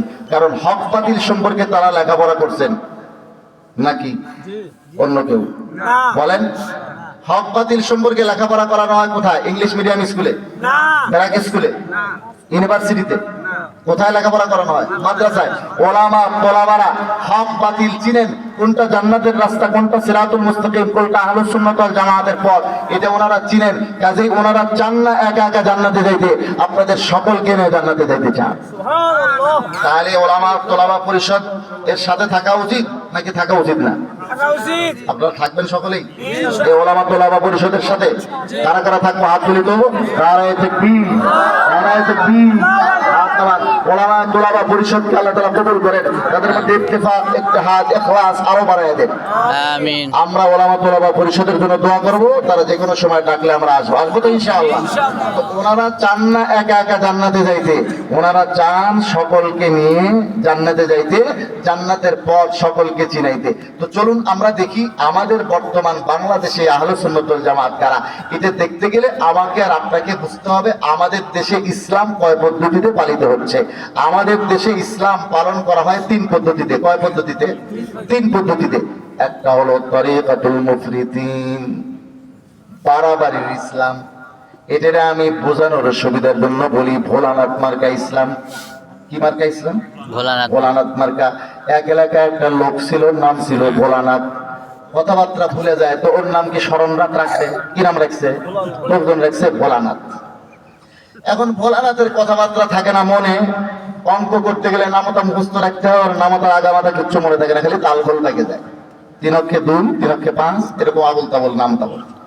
এখন অঙ্ক পরীক্ষায় প্রশ্ন আসছে 3 4 গুণন করলে কত হয়? ভোলানাথ লিখছে 90। মাস্টার তো পরীক্ষায় নাম্বার টাম্বার দেয় নাই, 00 পাইছে। 00 পাওয়ার পরে এখন মাস্টারের উপরে সে মহা খেপা যে ধরছে, স্যার আমার নাম্বার দেননি কেন? অঙ্কে 00 দেখতেছি। বলে অঙ্ক পরীক্ষায় দেওয়া হয়েছে 3 4 গুণন করলে কত হয়? তুমি লিখছো 90, তাহলে কি নাম্বার পাবো? স্যার আপনি বলেন তো 3 4 কত হয়? মহা খেপা তো স্যারের উপর। আপনি কোন 3 4 কত হয়? 3 4 হয় 12। স্যার আমি কত লিখছি? বলে তুমি লিখছো 90। কম লিখছি না বেশি লিখছি? অনেক বেশি লিখছি। স্যার তাইলে তো আমার নাম্বার দেওয়ার দরকার, আমি তো কম লিখি নাই, অনেক বেশি লিখছি। রবি ঠাকুর এটার কবিতা বানাইছে, কবি রবীন্দ্রনাথ ঠাকুর এটার কবিতা বানাইছে। বলে ভোলানাথ লিখেছিল 3 4 90, গণিতের মার্কায় কাটা গেল সর্বই। 3 4 12 হয় মাস্টার তারে কয়, লিখেছিল ঢের বেশি এই তার গর্বই। সে বলে আমি তো অনেক বেশি লিখছি, এটাই তার গর্ব। মাস্টার বলে আরে বোকা, 3 4 হয় 12। ও বলেন না আমি তো অনেক বেশি লিখছি, এটাই তার গর্ব। তো আমাদের দেশে কিছু ভাই আছেন আল্লাহ নবীর তরিকা সাহাবায়ে কেরামের আদর্শ হুবহু তারা ফলো করে না, এর উপরে কিছুটা পারে দেয় ইসলাম পালন করে। আপনি যখন বলবেন ভাই তোমরা যে বর্ধিত অংশ পালন করতেছো এটা তো বেদাত, এটা তো করা যাবে না, আল্লাহ নবীর তরিকায় নেই, সাহাবায়ে কেরামের আদর্শে নেই, তখন তারা ভোলানাথ মার্কা উত্তর দেয়, বলে আমরা মারেফতের লাইনের লোক, আমাদের জন্য এগুলো সব জায়েজ। বলে কি বলে না? আশেকারা মিল্লত মাযহাব জুদাস, আশেকারা মিল্লত মাযহাব খুদাস। বলে নামাজ রোজার দরকার নাই বাবা, তোমার দোয়া চাই। একবার ওয়াজে যাইতে লোকজনের ভিড় এক জায়গায়, এই বাবা ভিড় কেন? হুজুর এখানে ওরস হচ্ছে। আচ্ছা ওরস হচ্ছে তো ওরস যে হচ্ছে, এখানে যে পীর সাহেব আছে উনি কি আলেম? হুজুর আলেম কিনা বলতে পারি না, তবে কোনো কামেল লোক। আচ্ছা কামেল হওয়ার আলামত কি? এই যে দেখেন হুজুর মাঘ মাসের শীতের মধ্যে আপনারা কোট টোট সব পরে রয়েছেন, আর এই বেচারা আল্লাহর কামেল ওলি, কোনো কাপড় চোপড় কিচ্ছু লাগে না, একেবারে ন্যাংটা, কাপড় চোপড় ছাড়া থাকে। আচ্ছা এই কামেল হওয়ার আলামত। তো আপনাদের এলাকায় এরকম আর কামেল নাই? না তো দেখা যায় না, একটাই কামেল লোক আছে। আচ্ছা বলে আমাদের বাড়িতেই তো আছে 5 জন কামেল। তাই নাকি? হ্যাঁ 5টা বলদ জন্মের পর থেকে কোনোদিন কাপড় চোপড় পরে নেই। কাপড় চোপড় ছাড়া থাকা যদি কামেল হওয়ার আলামত হয়, 5 বলদের দোষ কোথায়? বলে হুজুর মুখ সামলা কথা বলেন, কার মধ্যে কি আছে বলা যায় না। আচ্ছা ওর মধ্যে কি আছে সব দেখাই যায়, তারপরেও বলে কার মধ্যে কি আছে বলা যায় না। আছে না নাই এরকম? আছে। অরস করে। আমি এক জায়গায় অরসের বিরুদ্ধে বলছি, আটরশির অরসের বিরুদ্ধে। কয় হুজুর আপনি আটরশির বিরুদ্ধে ওয়াজ করেন? আটরশির এখানে যত গরু যায় ওরসের সময়, আপনি জানেন কত গরু যায়? বললাম ভাই আমি আটরশির সময় যাই নাই, আমি কতগুলো গরু যায় জানি না, তবে একটা কথা ছোটবেলায় ওস্তাদদের থেকে শিখছি, ওলিরা ওলি মিশন আসাদ, ওলিদেরকে ওলিরাই চিনে। তো যেই দরবারে হক্কানি পীর মাশায়েখ আলেম ওলামা মুফতি মুহাদ্দিস হাফেজ কারি এরা যায়, ইমাম মুয়াজ্জিনরা যায়, যারা হক্কানি ওলামা মাশায়েখ তারা যায়, সেটা হক দরবার হওয়ার আলামত। যেখানে গরু যায় কিন্তু এটা গরুর দরবার হওয়া আলামত হবে, এটা কি পীরের দরবার হওয়া, হক্কানি পীর হওয়ার আলামত হবে? আমি তো এটা জানি না যে এখানে গরু বেশি হয় সেটা হক্কানি দরবার হয়, এটা তো আমি জানি না। আচ্ছা, ওরসের কথা কোরআন হাদিসে কোথাও পাইছেন? না কোথাও আছে না যে ওরসই নাই, সেখানে ওরসের মধ্যে যুক্ত হয়েছে মেয়েদের গান, উলঙ্গপনা, বেহাপনা, আছে না নাই? আছে ওরসের কথা কোন হাদিসে আছে? ওরসের বিরুদ্ধে আছে। আপনি যখন এখন বলবেন ওরসের বিরুদ্ধে, তখন তারা আপনাকে বলবে পাক্কা রসুলের দুশমন, বলে কি বলে না? বলে। আচ্ছা, ওরসের কথা তো নাই, ওরসের বিপক্ষে দলিল আছে, আমি আপনাকে সেটা বলে দিই। চলুন দেখি ওরসের বিপক্ষে কি আছে। আবু দাউদ শরীফ খন্ড নম্বর 1 পৃষ্ঠা নম্বর 279, 2042 নম্বর হাদিস, 2042 নম্বর হাদিস, হযরত আবু হুরায়রা রাদিয়াল্লাহু তাআলা আনহু থেকে বর্ণিত। হাদিসটা একটু দেখে নিই। আল্লাহর হাবিব সাল্লাল্লাহু আলাইহি ওয়াসাল্লামের প্রসিদ্ধ সাহাবী। আরে ভাই, সমস্যা না বলতেছেন, আপনাদের জয়পুরহাট সম্পর্কে আমার অভিজ্ঞতা খুব বেশি ভালো না। আমি খেতলাল ওয়াজ করতে আসছিলাম একবার, ইয়াকা নাবুদু ওয়া ইয়াকা নাস্তাইন, আজকে ইহদিনাস সিরাতাল মুস্তাকিম তাফসীর করতেছি। ওইদিন ইয়াকা নাবুদু ওয়া ইয়াকা নাস্তাইন তাফসীর শুরু থেকে করছি শিরিক বিদআত। শিরিক কাকে বলে, বিদআত কাকে বলে? আমি বলছি যে ভাই, শিরিক কাকে বলে জানেন? যেই কাজ একমাত্র আল্লাহর জন্য করতে, সাদামাটা ভাবে বুঝাচ্ছি, একমাত্র এটা তো ফাওয়াইদ কুত, এখানে হতে তাম হতে না খাস, রসমাতাম রসমা না খাস, বুঝবে না পাবলিক। এখানে আপনি জিনসে করিব জিনসে বরিব, এটা হলো কইরে হাতে রাজিক, এগুলো বুঝাইলে পাবলিক বুঝবে না। এখানে তারিফ সাদামাটা ভাবে আমি বলছি, যেই কাজ একমাত্র আল্লাহর জন্য করতে হয়, সেই কাজ অন্যের জন্য করলে সেটা হয় শিরিক। যেরকম সেজদা করতে হয় একমাত্র কার জন্য? আল্লাহর জন্য। সেজদা যদি আপনি মূর্তিকে বলেন, এটা মূর্তি পূজা। সেজদা যদি আপনি তুলসীকে করেন, তুলসী পূজা। যদি আপনি সেজদা সূর্যকে করেন, এটা সূর্য পূজা। যদি চন্দ্রকে সেজদা করেন, এটা চন্দ্র পূজা। যদি পীরকে সেজদা করেন, এটা পীর পূজা। যাবেন কোথায় ভাই? লাঠি সোটা নিয়ে আসছে, পীরকে সেজদা করা নিষেধের কথা বললেন কেন? আমি বললাম ভাই, পীরকে সেজদা করা যাবে, আপনি একটা দলিল দেখান। কয় দলিল মলিল দরকার নেই, আপনার ওয়াজ শোনা যাবে না, আপনার তাফসীর শোনা যাবে না। আধা ঘন্টা তাফসীর করছি, বন্ধ করে দিছে, কয় তাফসীর শোনা যাবে না। বললাম কেন? বলে আমাদের এই এলাকার সব লোকজন কোনো ক্ষেত খামারে গেলে, দোকানপাটে গেলে, চাকরি বাকরিতে গেলে, অফিস আদালতে গেলে, যে যেখানেই যাক, তারা ওই পীর সাহেবের ছবিতে সেজদা করে কাজে বাইর হয়। নাউজুবিল্লাহ। আর শুনলই না ওয়াজ, আরে তাফসীর বন্ধ। তো যাই হোক, আপনারা কষ্ট পাচ্ছেন নাকি? না ওরসের বিরুদ্ধে বললে আবার রাগ করবেন? না এখন আমি নিজে বলতেছি না ভাই, আল্লাহ রসুল কি বলছেন চলেন একটু দেখি। এটা হলো আবু দাউদ শরীফের মেইন কিতাব, 279 নম্বর পৃষ্ঠা, হাদিস নম্বর 2042। এটা আন্তর্জাতিক নম্বর, যে কোনো জায়গায় আপনি গুগল ইন্টারনেটে সার্চ দিলেও পাবেন। عن أبي هريرة رضي الله عنه قال قال رسول الله صلى الله عليه وسلم لا تجعلوا بيوتكم قبورا। তোমাদের ঘরগুলোকে তোমরা কবর বানাইও না। ঘরগুলোকে কবর বানাইতে নিষেধ করেছেন আল্লাহ রাসূল। এর অর্থ কি? অর্থ হলো, কবরের মধ্যে যারা বাসিন্দা আছে, তারা কি কবরের মধ্যে নামাজ পড়ে, না জিকির করে, তেলাওয়াত করে? না। তো তোমরা তোমাদের ঘরের মধ্যে কিছু তেলাওয়াত করবা, কিছু নফল নামাজ পড়বা, জিকির করবা, ঘরগুলো যেন গোরস্থান না হয়। মুসলমান ভাইরা আমার, এরপরে আল্লাহর হাবিব বলেন ওয়ালা তাজালু কবরি ঈদান, আর আমার কবরকে তোমরা উৎসবের স্থান বানাবা না। আল্লাহ রাসূলের কবরের মধ্যে উৎসব, অরস এগুলো করা নিষেধ। আল্লাহ রাসূলের কবরকে উৎসবের স্থান বানাইতে নিষেধ করেছেন। আচ্ছা বলুন তো দেখি, আল্লাহ রাসূলের কবরের চেয়ে, রওজার চেয়ে আর কোন কবর বেশি দামি আছে দুনিয়াতে? যদি আল্লাহ রাসূলের কবরের এখানে উৎসব করা নিষেধ হয়, কোন পীরের মাজারে ওরস করা জায়েজ হবে? হবে জায়েজ? না এরা ওরসের একটা দলিল বানাইছে। কি দলিল? ওই যে কবরের মধ্যে যখন মাইয়িতকে শোয়ানো হয়, ফেরেশতা এসে জিজ্ঞাসা করে, উত্তর ঠিকঠাক মতো দিতে পারলে ফেরেশতারা বলেন নাম কানাউমাতিল আরুস, দুলহার মতো ঘুমাও। ফাউলের ওজনটা মুযাক্কার মুআন্নাস বরাবর, ফাউলুন ফাইলুন। এখন দুলহা দুলহান দুইটাই হতে পারে, পুরুষকে বললে হবে দুলহা, মহিলাদেরকে বললে হবে দুলহান। নাম কানাউমাতিল আরুস, তুমি দুলহার মতো ঘুমাও। এইখান থেকে তারা বলছে, এই যে আরুস, আরুস থেকে ওরস, আরুস থেকে কি ওরস। কোথায়? কবরের প্রশ্নের উত্তর দিতে পারলে মাইয়িতকে বলা হয় দুলহার মতো ঘুমাও। সেখান থেকে এরা চলে গেছে কবরের উপরে ওরসের মধ্যে। এক এলাকায় বলে একটা লোক ছিল, এগুলো কি আসমাল ফারেক, এক এলাকায় একটা লোক ছিল।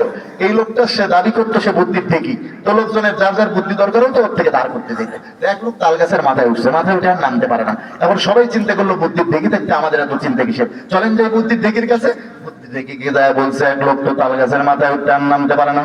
বলে কোনো সমস্যা নেই, বুদ্ধি আমার কাছে আছে। কি বুদ্ধি? বলে একটা মোটা লম্বা রশি নাও। বলে তারপর ওরে ধরায় দাও। বলে এরপর? বলো কোমরের মধ্যে মজবুত করে বাঁধতে। বলে তারপর জোরসে একটা টান দাও। দিছে টান, লোকটা পরে মারা গেছে। বুদ্ধির থেকে কে বলছে, কি ব্যাপার এই লোক মরলো কেন? কপাল কপাল। এরকম কত লোককে আমি কুয়ার থেকে টেনে উঠিয়েছি, কই মনে নেই? কুয়ার থেকে টেনে তোলা আর গাছের থেকে টেনে নামানো, যেটা আমাদের এই ভাইয়েরা বলতেছে ওইদিকে নামকা নাওমাতিল আরস, এখানে কবরের উপরে তারা অরস শুরু করে দিয়েছে। আল্লাহ তাআলা হেফাজত করেন। এখন আসেন আমাদের দেশে এই ভাইয়েরা ওরসের তো কোনো দলিল ফলিল নাই। এখন আবার জশ্নে জুলুসে, আমি মিলাদুন্নবী সম্পর্কে বলবো না। মিলাদুন্নবী বলতে গেলে এখন যদি আমি শুরু করি মিলাদুন্নবীর, কমপক্ষে 1.5 ঘন্টা লাগবে, কমপক্ষে। কাজে মিলাদ সম্পর্কে বলবো না। আমি অন্য একটা মাসলা বলি, জশ্নে জুলুসে ঈদে মিলাদুন্নবী। এখানে মিলাদুন্নবীর এখানে কয়েকটা অংশ। একটা হলো ঈদে মিলাদুন্নবী 12 রবিউল আউয়াল উদযাপন করা, এটা একটা, এটা তো শরীয়তে তার কোনো অস্তিত্বই নেই। আর একটা হলো আমাদের দেশে কিছু মিলাদ কিয়াম হয়, এটা। তৃতীয় আর একটা অংশ হলো জশ্নে জুলুসে ঈদে মিলাদুন্নবী। আমি শুধু এই তৃতীয় অংশটা বলবো, যেহেতু ছোট আছে। জশ্নে জুলুস, জশ্নে জুলুস মানে আনন্দ র্যালি, আনন্দ মিছিল বাহির করা। এটা আমাদের এই অঞ্চলগুলোতে আগে ছিল না। আজ থেকে 40-50 বছর আগে পাকিস্তান থেকে তৈয়ব শাহ তাহের শাহরা আসিয়া চট্টগ্রামে শুরু করছে। সেটা এখন আমাদের দেশে 12 রবিউল আউয়ালে জশ্নে জুলুস নামে বাহির করা হয়। আছে না নাই? আছে। এতদিন এর কোনো দলিল ছিল না, আমলই ছিল না, দলিল কোথা থেকে আসবে? এখন নতুন করে বিদআতকে ডিজিটালাইজড করা হচ্ছে। আমি আমার তালেব ইলমদেরকে বলি, আজকে এক জায়গায় ওলামা তোলাবাদের সমাবেশ ছিল, সেখানেও বলছি যে আগে যেরকম ফিতনা ছিল, এখন ফিতনা তার থেকে বাড়তেছে। ফিতনা এখন ডিজিটালাইজড হচ্ছে। কাজে তোমাদেরকে আগের চেয়ে বেশি মজবুত আলেম হতে হবে। আমাদের একটা পর্যায়ে আছে, তোমাদের ওস্তাদদের একটা পর্যায়ে আছে, ফিতনার একটা পর্যায়ে আছে। আলহামদুলিল্লাহ আমরা চেষ্টা করতেছি সব রকমের ষড়যন্ত্র, সব রকমের চক্রান্ত, হুমকি ধমকি, এমন হুমকি দেয়, কাটিয়া টুকরা টুকরা করে নদীর ভাসাবে। আপনি আসিয়েন না এখানে, আসলে জানেন কাটিয়া টুকরা টুকরা করে নদীর ভাসাতে হবে। এখানে নদী আছে, কত রকম হুমকি ধমকি। আলহামদুলিল্লাহ দমই নাই, দমবো না। দোয়া করবেন আল্লাহ তাআলা হেফাজত করবেন। আমরা আলহামদুলিল্লাহ চলতেছি। আর আমাদের তালেব ইলমদের জামানার দাওয়াত যেটা আসবে, ফিতনা আরো বাড়বে। কাজে আরো যোগ্য আলেম হতে হবে, আরো যোগ্য আলেম হতে হবে। কিন্তু এখন ইস্তেদাদ দুর্বল হচ্ছে, বড় আফসোসের কথা। আল্লাহ তাআলা আমাদের তালেব ইলমদেরকে তৈরি করে দেন। আমিন। বিদআতকে ডিজিটালাইজ করার জন্য তারা বহু কিতাব লিখছে। ডক্টর তাহের আল কাদেরী একটা নাম সে বিদআতকে ডিজিটালাইজ করার দায়িত্ব নিয়ে, তার মিলাদুন্নবী নামে একটা কিতাব আছে, আমার কাছে আছে, 832 পৃষ্ঠা। সেখানে 8 নম্বর বাবের মধ্যে সে লিখতেছে এই জশ্নে জুলুসের কথা। একটা হাদিস উল্লেখ করছে, জশ্নে জুলুসের এতদিন পর একটা দলিল পাওয়া গেছে। এটা কোথায় আছে জশ্নে জুলুসের দলিলটা? চলুন একটু দেখি। মুসলিম শরীফ খণ্ড নম্বর 2 পৃষ্ঠা নম্বর 419, এখানে লাইন নম্বর 15, হাদিস নম্বর 7012। এইখানে দেখেন, এইটা মুসলিম শরীফ 2য় খণ্ড 419 নম্বর পৃষ্ঠা 15 নম্বর লাইন। এখানে দেখেন একটা হাদিস শরীফ আছে হিজরত কেন্দ্রিক। আল্লাহ রাসূল যখন মদিনায় হিজরত করে আসছেন, সবার মধ্যে আনন্দ, বাচ্চাদের মধ্যে আনন্দ, যুবকদের মধ্যে আনন্দ, মুরব্বীদের মধ্যে আনন্দ, পুরুষদের মধ্যে আনন্দ, নারীদের মধ্যে আনন্দ। এই আনন্দ ঘন মুহূর্তটা মদিনাবাসীরা কিভাবে উদযাপন করছেন, রাবিয়া হাদিস সেটা বলতে গিয়ে বলেন, হাদিসের মধ্যে পুরুষ, প্রাপ্তবয়স্ক পুরুষ আর নারীরা ঘরের ছাদের উপরে চললো, গাছের উপরে চললো, এখানে সেখানে চলে আল্লাহ রসুলের আগমনের আনন্দ ঘন মুহূর্ত অবলোকন করতে শুরু করলো। ওয়াতাফারাকাল গিলমান ওয়াল খাদামু ফিত তুরাক, তাফারাকাল গিলমান ছোট্ট ছোট্ট বাচ্চারা, ওয়াল খাদামু আর কিদদাসেরা, খাদেমরা ছড়িয়ে ছিটিয়ে পড়লো রাস্তার মধ্যে। ইউনাদুনা ইয়া মুহাম্মদ ইয়া রাসূলুল্লাহ, ইয়া মুহাম্মদ ইয়া রাসূলুল্লাহ বলে স্লোগান দিতে থাকলো। এখন এই যে হাদিস পাইয়া গেছে, বলে এই যে জশ্নে জুলুস বাইর করার দলিল পাওয়া গেছে, ছোট্ট ছোট্ট বাচ্চা শিশুরা, ক্রীতদাসেরা রাস্তার অলিতে গলিতে ছড়িয়ে ছিটিয়ে বিক্ষিপ্ত ভাবে তারা বলতে শুরু করছে, স্লোগান দিয়েছে, ইয়া মুহাম্মদ ইয়া রাসূলুল্লাহ। জশ্নে জুলুসের দলিল পাওয়া গেল না? এখন আমি আপনাদেরকে জিজ্ঞাসা করি, এটা কি জশ্নে জুলুসের দলিল? না। আল্লাহর নবীর জন্মদিন উপলক্ষে ঈদে মিলাদুন নবীর উদ্দেশ্যে জশ্নে জুলুস যেটা করা হয়, আনন্দ র্যালি যেটা বের করা হয়, এর এখানে কোনো দলিল নেই। আল্লাহ রাসূল সাল্লাল্লাহু আলাইহি ওয়াসাল্লাম যেদিন আগমন করেন সেই হিজরতের দিনে বাচ্চা ছেলে পেলে বিক্ষিপ্ত হয়ে গিয়ে এই কথাগুলো বলেছে, ইনাদুনা ইয়া মুহাম্মদ ইয়া রাসূলুল্লাহ, ইয়া মুহাম্মদ ইয়া রাসূলুল্লাহ।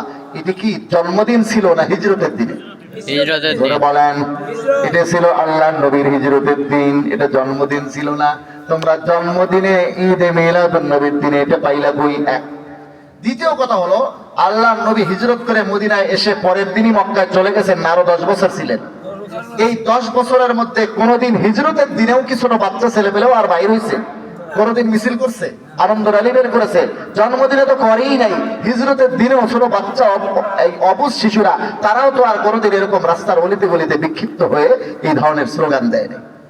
তৃতীয় কথা হলো, দলিলও পাইলো বাচ্চাদের, প্রাপ্তবয়স্ক পুরুষ নারীরা সকলেই বাড়ির মধ্যে ঘরের মধ্যে স্থির, তারা আল্লাহ রাসূলের আগমনের দৃশ্য দেখতেছেন। আর ছোট্ট অবুঝ শিশুরা তাও একসঙ্গে না, বিক্ষিপ্ত হয়ে তাফাররাকা, ছিন্ন ভিন্ন হয়ে ছড়িয়ে ছিটিয়ে ইনাদুনা ইয়া মুহাম্মদ ইয়া রাসূলুল্লাহ। দলিলও পাইলো তো অবুঝ শিশুদের দলিল, প্রাপ্তবয়স্ক পুরুষদের দলিল পাইল না। আল্লাহ পাক রব্বুল আলামিন এই ধরনের ফিতনার থেকে হেফাজত করেন। মনে রাখবেন, যেটা শরীয়তের দলিল নয় সেটাকে দলিল মনে করা, এটা একটা ফিতনা। এটা একটা কি? ফিতনা। জশ্ন জুলুসের কোনো অস্তিত্বই নাই। আমরা যখন আমাদের এই ভাইদেরকে বলি যে এই যে আরো আছে, এই বিদআতগুলো আপনারা করেন কেন, তখন তারা বলে আমরা মারিফাতুল লাইনের লোক, আশিকারা মিল্লাত মাযহাব জুদাস, আশিকারা মিল্লাত মাযহাব খুদাস। এটা এক প্রকারের ইসলাম আমাদের দেশে পালন হয় কিনা? এটা হলো ভোলানাথ মার্কে ইসলাম। আল্লাহর নবীর আদর্শ, সাহাবায়ে কেরামের আদর্শের উপরে আরো খানিকটা বাড়াইয়া দিয়ে আমল। আবার কিছু ভাই আছেন তারা মাইনাস ফর্মুলাতে ইসলাম পালন করে, এইটা বাদ, এইটা বাদ, এইটা বাদ, এইটা বাদ। এরা বলে আমরা মানি শুধু হাদিস। কি মানে? কোরআনের নাম মনে না, ইজমাও মানে না, কিয়াসও মানে না, বলে তারা শুধু হাদিস মানে। লামাযাবিরা এরা ইসলাম পালন করে সারাসারির ইসলাম, এটাকে বলা হয় তরিকাতুল মুফাররিদিন। সারাসারির ইসলাম পালন করে, সারাসারির ইসলাম, বিয়োজনের ইসলাম পালন করতে যাইয়া এখন ইসলামটাকে বাবুরাম সাপুরের সাপ বানিয়েছে। আর একটা কবিতা ছোটবেলায় আমরা পড়ছি, বাবুরাম সাপুরে কোথা যাস বাপুরে, আই বাবা দেখে যা দুটো সাপ রেখে যা, যে সাপের চোখ নেই, শিং নেই, নখ নেই, ছোটে না কো হাঁটে না, কাউকে যে কাটে না, করে না কো ফোঁসফাস, মারে না কো দুর্যাস, নেই কোনো উৎপাত, খায় শুধু দুধ ভাত, সেই সাপ জানতো গোটা দুই আনতো, তেরে মেরে ডান্ডা করে দিই ঠান্ডা। একটা কবিতা ছিল, কি ছিল না? কবি কেমন সাপ চায়, এই চাচা পড়ছে কবিতা না? মাশাআল্লাহ, এরকম কবিতা আমরা পড়েছি। এরকম একটা কবিতা ছিল, কবি এমন সাপ চায় যে সাপের চোখ নাই, যে সাপের শিং নাই, যে সাপের নখ নাই, যে সাপ ছোটে না, হাঁটে না, কাউকে কাটে না, ফুসফাস করে না, দুষদাস মারে না, উৎপাত করে না, শুধুমাত্র দুধ ভাত খায়। বলে সেই সাপ জানতো গোটা দুই আনতো, তেরে মেরে ডান্ডা করে দিই ঠান্ডা। বলে এরকম সাপ দু চারটে নিয়ে আসো, তারা ইয়ার ডান্ডা পিঠে ঠান্ডা করবে। আরে এগুলো তো এমনি ঠান্ডা, এই সাপকে কি ঠান্ডা করতে হয়? আমাদের এই ভাইয়েরা ইসলাম পালন করে, বাবুরাম সাপুরের সাপ মার্কা ইসলাম। বলে এজমাবাদ, কিয়াসবাদ, কোরআনের নামও নেয় না, হাদিস মানে। এদের থেকে ট্রান্সজেন্ডার হইয়া নতুন দল সৃষ্টি হলো, নব্য আহলে কোরআন। নব্য আহলে কোরআন, তারা আবার হাদিসটাও বাদ দিল, হাদিসটাও বাদ দিয়ে দিল। থাকলো কি? আমরা ছোটবেলায় মুরব্বীদের থেকে শাস্ত্র শুনছি, বলে হাতুর বাটাল 22 খান, সরে নিল 3 খান, আর থাকে কয় খান? কিছু থাকবে? হাতুর বাটাল 22 খান, সরে যদি 3 খান নেয়, হাতুর বাটাল আর 22, এই 3 খান। সরে নিল কয় খান? হাতুর বাটাল 22 খান, সরে নিল 3 খান, আর থাকে কয় খান? থাকে না কিছুই। লামাযাবিরা বাদ দিতে দিতে শুধু রাখছে হাদিস। তাদের অত্যাচারে তাদের থেকে ট্রান্সজেন্ডার হইয়া নব্য আহলে কোরআন বাইরে হইছে, তারা হাদিসটাও দিয়ে দিল বাদ। বাদ দেওয়ার পরে আর আছে কিছু, এরা মাযহাবকে বাদ দিস। এটা তো অনেক আগে হক্কানি পীর মাশায়েখদের বাইয়াতকে বিদআত বলে, এগুলো তো বহু আগের কথা। এখন তারা বাদ দিতে দিতে আল্লাহর নবীর সাহাবীদেরকেও বাদ দিয়েছে, নবীকেও দেয় তালাক, নাউযুবিল্লাহ মিন যালিক। হায়াতুন নবীর আকীদা বাদ দিতে যাইয়া বলে ওই নবীকেও তালাক দিতে হবে। যে নবী জিন্দা আছে, এটা তাদের আকীদা। ঠিক এরকম ভাবে শবে বরাতকে বাদ দিয়ে বলে আপনি শবে বরাতে যদি মসজিদে ইবাদত না করে পতিতালয়ে বেশ্যাখানায় রাত কাটান, এটাও বেশি ভালো। বাদ দিতে দিতে মাইনাস ফর্মুলাতে এভাবে ইসলাম পালন করতে গিয়ে এখন তারা কালেমাও অর্ধেক করে দিয়েছে। দেখেন দেখেন এই তাদের কালেমা, এই যে দেখেন ইসলামের মূল মন্ত্র কালেমা তৈবা লা ইলাহা ইল্লাল্লাহ, মুহাম্মদুর রাসূলুল্লাহকে দিয়েছে বাদ। মুহাম্মদুর রাসূলুল্লাহকে কি দিয়ে দিয়েছে? বাদ। ইসলামের মূল মন্ত্র কালেমা তৈবা লা ইলাহা ইল্লাল্লাহ, মুহাম্মদুর রাসূলুল্লাহকে দিয়ে দিল বাদ। এটা নাকি মানা যাবে না, আপনি মানলে নাকি মুশরিক হয়ে যাবে। এদের কথা হলো তারা যেটা খুঁজে পায় না এটা আর নাই। এক লোক বলে বেটার বউ নিয়ে এসছে, বেটার বউয়ের হাইট হলো 1 হাত, 1 হাত হাইটের বেটার বউকে শাশুড়ি আম্মা বলছে বৌমা এক গ্লাস পানি পান করাও, বৌমা গেছে পানি আনতে, আসে না, অনেকক্ষণ হয়েছে। এখন শাশুড়ির মনে কৌতূহল, কি হলো বৌমা আসে না কেন, আসে না কেন, যা দেখি তো কি হয়েছে, যা দেখে বৌমা কলসির ভেতরে হাত ঢুকায় আর বের করে। বলে বৌমা কি হয়েছে? কলসির ভেতরে হাত ঢুকাও আর বের করে, ঘটনা কি? বলে আম্মা আমার নাক ফুলটা না কলসির ভেতরে পড়ে গেছে। বলে দেখো তলার মধ্যে আছে, হাত দিলেই বাবা। বলে আম্মা এই কলসির তো তলাই নাই, তলা থাকলে তো আমি পাইতাম, অনেকক্ষণ ধরে হাতে দিয়েছি তো পাই না, তলাই নাই মনে হয় কলসি, মনে হয় কোনো সমুদ্রের সাথে সংযোগ হয়ে গেছে। আসলে কলসির তলা আছে না নাই? বৌমা পায় না কেন? হাতে পায় না। আমরা পেয়েছি তার 25টা মতো হাদিসে, তার 1 ডজন হাদিসের সনদ হাসান, আধা ডজন হাদিসের সনদ সহি, তারা খুঁজে পায় না। আল্লাহ তাআলা হেফাজত করেন। তো এরা মাইনাস ফর্মুলাতে ইসলাম পালন করে করতে করতে এখন তারাবির নামাজ 20 রাকাতের থেকে কয় রাকাত? 8 রাকাত। তারাবির রাকাত সম্পর্কে বলতে গেলে তো সময় লাগবে, আর না বলি 11টা 34। হ্যাঁ